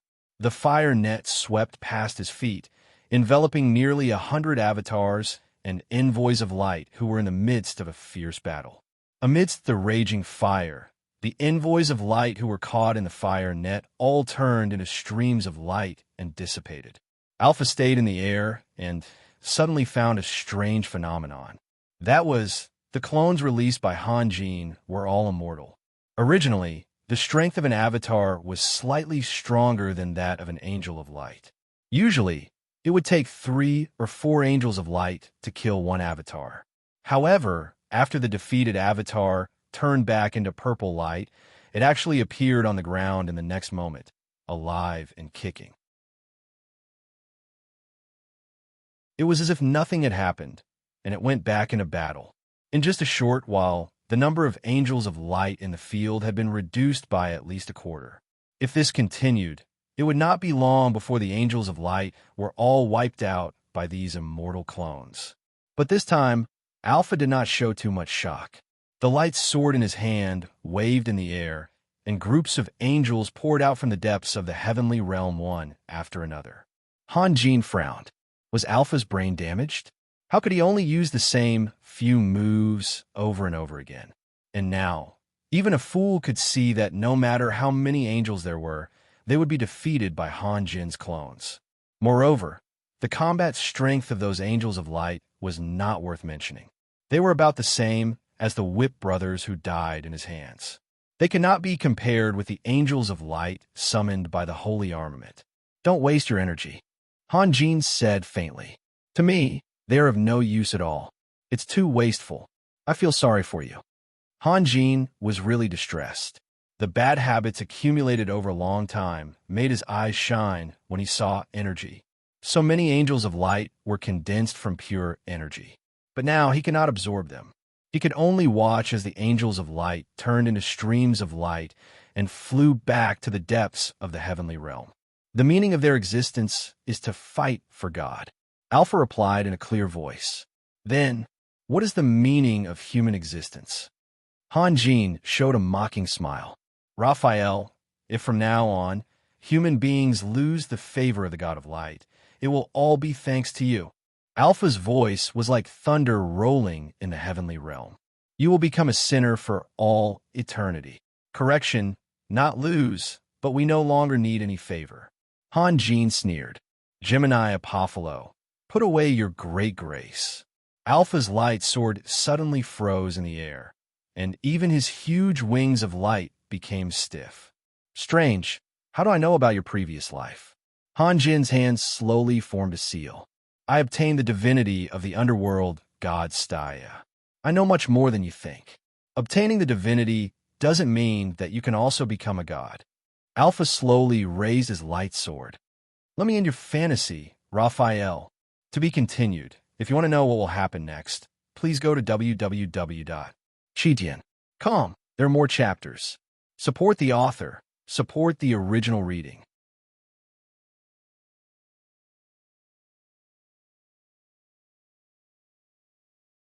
Chapter 596. Following Alpha's action of brandishing his sword, a dazzling beam of light suddenly appeared between heaven and earth. Wherever the beam of light passed, the nearby low-grade angels of light couldn't withstand the incomparably powerful wind pressure and staggered back to both sides. This was Alpha's true strength. The previous few attacks could only be regarded as probing attacks. In the blink of an eye, the beam of light completely covered Han Jin's figure. Wherever the sword light passed, whether it was the low-level envoys of light or Han Jin's doppelgangers, they were all crushed in an instant. The incomparably hard white crystal ground cracked under Alpha's sword light, and countless gravel splashed up, filling half of the sky like a stone rain. When the smoke and dust settled, the place where Han Jin was originally standing was already empty, leaving only a deep pit of dozens of meters in size. This result seemed to be within Alpha's expectations. He did not show the slightest surprise. He turned around abruptly and rushed in the other direction, where Han Jin's figure was gradually becoming clearer. A smile appeared on Han Jin's face. Then he raised his fingertip, and a golden light bloomed on his fingertip. The moment the golden light pierced the sword light, a crisp sound of metal colliding rang out, and then turned into a deafening explosion. Boom! The seemingly invincible sword light released by Alpha was actually dispersed by Han Jin's finger. Then, Han Jin raised his left hand and flicked his fingertip. A black rope sprang out from Han Jin's fingertip and crossed hundreds of meters in the blink of an eye. Like an agile viper, it circled around Alpha's light sword. Although this small rope looked inconspicuous, in Alpha's eyes, it was an extremely dangerous existence. He suddenly raised his lightsaber to the sky, and an extremely soft curtain of light fell from the top of the heaven realm, enveloping Alpha, the lightsaber in his hand, and the small rope. A golden light flashed in Han Jin's eyes. One must know that this was not an ordinary rope. Like his heavenly Tao, it had become a real immortal artifact after being reforged. Once covered by the immortal binding rope, Alpha would be at the mercy of others despite his tyrannical power. Under the illumination of the light curtain, the immortal binding rope's movement became extraordinarily slow, but it was still approaching Alpha's wrist little by little. Alpha held his sword with both hands, and waves of light flowed on the sword in his hand. He seemed to want to use his spiritual power to force the immortal binding rope back, but that was purely wishful thinking. The immortal binding rope had been refined into an immortal artifact, and was not something Alpha could deal with. Just like how the powerhouses who followed Han Jin could only kill the owner of the Lion King's shield, but could not destroy the shield. You're not willing to let it go. It seems that this sort of order is really important to you. Han Jin sighed softly, but did not press the advantage. Alpha, haven't you realized? For you, the laws are already your limit, but I have to control my power at all times. Otherwise, when the laws collapse, the perfect harmony of the 8 elements would also be destroyed by me. Alpha, it's not that I can't kill you, it's just that I have scruples in my heart. Alpha acted as if he did not hear, and continued to struggle bitterly against the immortal binding rope. What are you still hesitating for? Han Jin's voice did not have a trace of anger, and was incomparably indifferent. The god of the underworld, Staya, told me that you originally had a chance to surpass him, but you gave it up time and time again, and also paid for it with sacrifices time and time again. You even lost your body forever, and had to hide in your brother's divine domain to survive. Twin stars Apollo, is it your fortune or misfortune to have such a brother? Alpha's figure suddenly turned into a statue, and the light curtain hanging from the heavens also dimmed. When Han Jin finished speaking, the immortal binding rope had already swam past Alpha's wrist and slowly wrapped around his arm. Alpha seemed to have forgotten to resist, and kept floating in the air in a daze. Release the divine splendor. Alpha, for you, this is the best reason, isn't it? Han Jin smiled. Otherwise, you would not have defeated me. You can use this opportunity to legitimately take the divine splendor for yourself. Who the hell are you? Alpha asked word by word. A human actually knew so many secrets of the age of the gods. The shock caused by this was far greater than the fear of having his secret exposed. That's not important. What's important is what you should do to save the heaven that is about to be destroyed, Han Jin said indifferently. If you still hesitate, then you won't have another chance. In the next moment, Han Jin swung his hand and shot out a golden light. As soon as the golden light left his hand, it exploded with a bang, turning into thousands of golden lotuses, fluttering in all directions. Each golden lotus bloomed at an extremely fast speed, and countless petals left the flower body and swept through the world like a tide. In a few breaths, the entire heaven was filled with dancing golden petals, like a sudden snowstorm, drowning everything in dazzling golden light. The angels of light had nowhere to hide from such an attack. As long as they were touched by a petal, their white bodies would immediately dim, and then they would turn into streams of light and fly into the depths of the heaven. It was not just the low-level angels of light.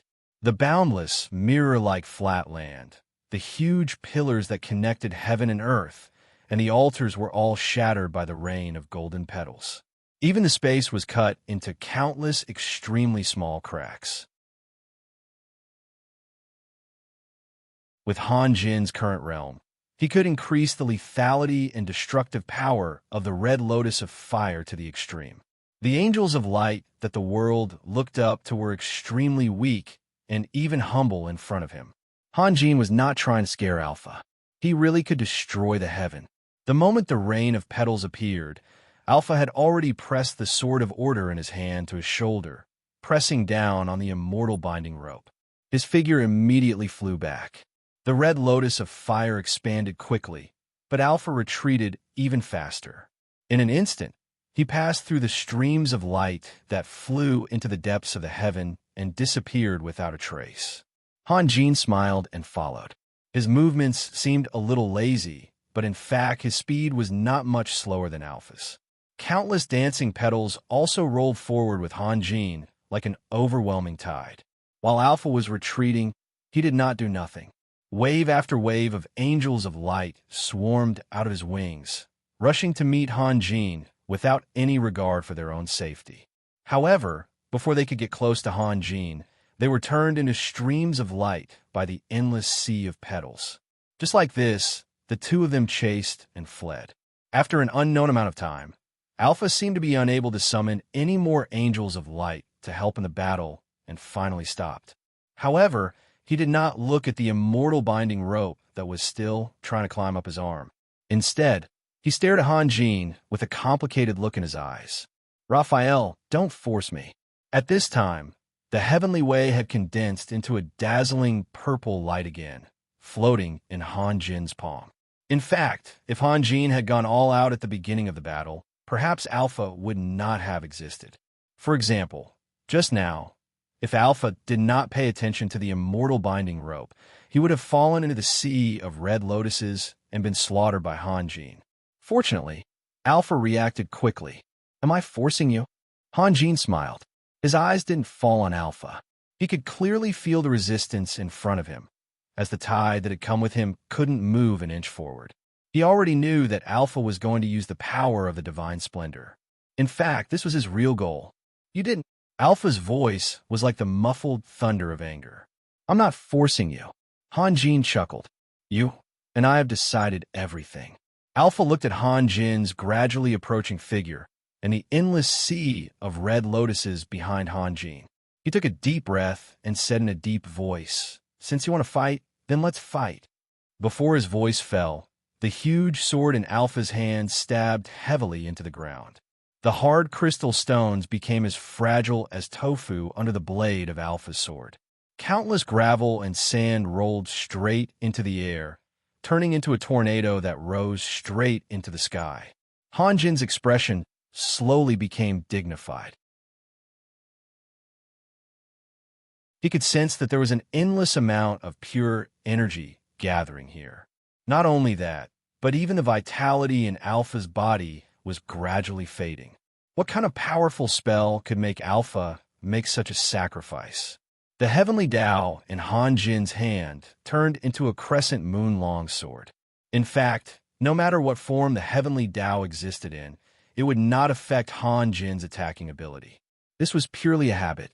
In the face of unknown danger, Hanjin chose to fight in the way he was most familiar with.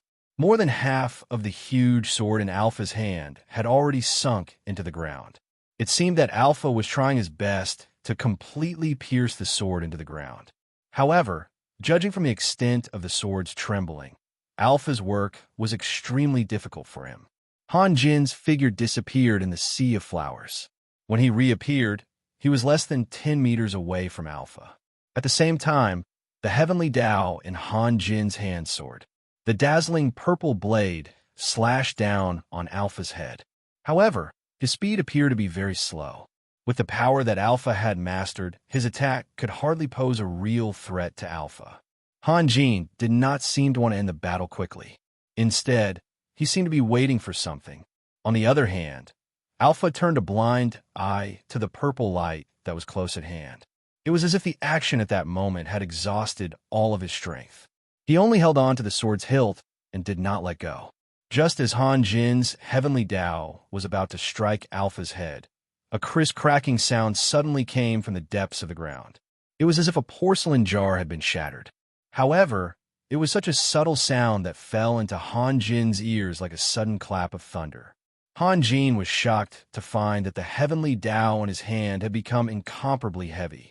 It was as if it was wrapped in something. Every inch forward required several times more effort than before. In other words, time had become sticky at that moment. Hanjin smiled and quickly retreated. In the blink of an eye, he floated hundreds of meters away. Holding the sword, he quietly looked at Alpha. To be continued. If you want to know what will happen next, please go to www.chidian.com. There are more chapters. Support the author. Support the original reading.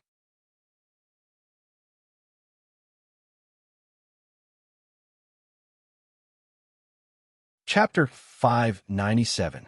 Suddenly, thousands of streamers condensed from white light extended from the ground and wrapped around Alpha.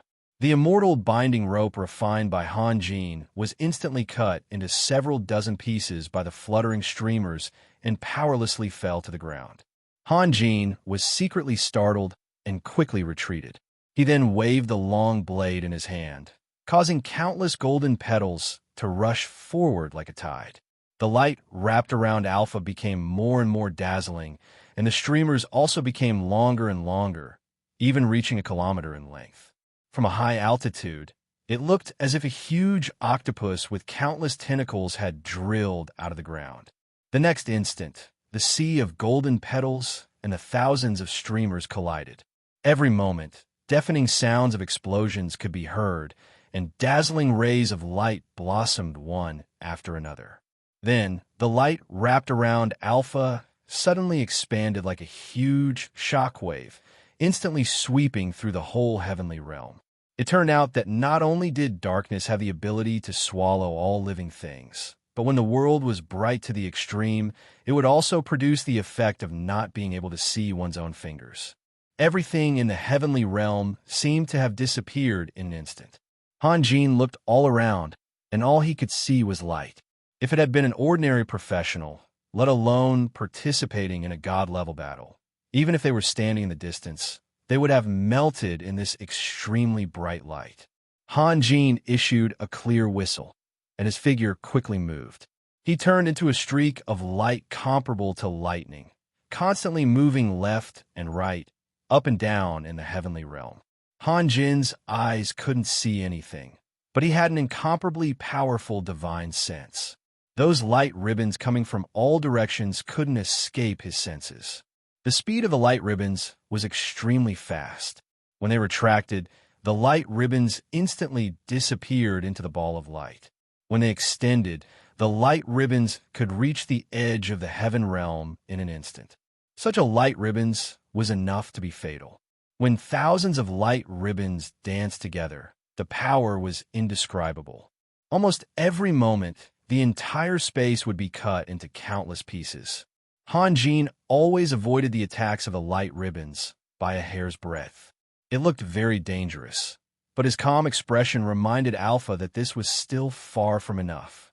After an unknown amount of time, those light ribbons seemed to be tired of the game of chase and retracted towards the center of the light. The strong light that filled the whole heavenly realm also retreated like a tide. Alpha's figure gradually became clear. He kept his head down, motionless like a statue. When the light completely disappeared from his body, he slowly pulled out his sword of order and raised his head to look at Hanjin. "Congratulations," Hanjin said with a smile. "You've succeeded. My success is undoubtedly your failure." Alpha's roar rolled over. "Raphael, repent." Before his voice fell, Alpha had already reached out his hand. Countless sharp arrows of light fell from the sky, rose from the ground, and condensed in the air, shooting towards Hanjin at the same time. Hanjin's figure was instantly submerged, and a huge, constantly twisting fireball appeared in the air. The arrows of light shot into the fireball one after another, causing the fireball to rapidly expand. After a few breaths, the fireball had expanded to a radius of several hundred meters. When the arrows of light released by Alpha were exhausted, the fireball gradually dissipated. Hanjin was still hovering in the air. Golden ripples were flashing all over his body, as if he was wearing a golden coat. The gentle smile on his face had been replaced by indifference. His eyes were filled with a playful look as he quietly stared at Alpha. Alpha could not help but take a step back. If Hanjin avoided his attack, it would be nothing. He did not expect to be able to kill Hanjin with a raise of his hand. However, Hanjin did not move at all, and not a single arrow of light missed. This could only mean two things. One was that Hanjin really could not avoid, and two was that Hanjin did not care about his attack at all. With Hanjin's strength, the former was negligible. So, there was only one answer left. "You believe everything I say?"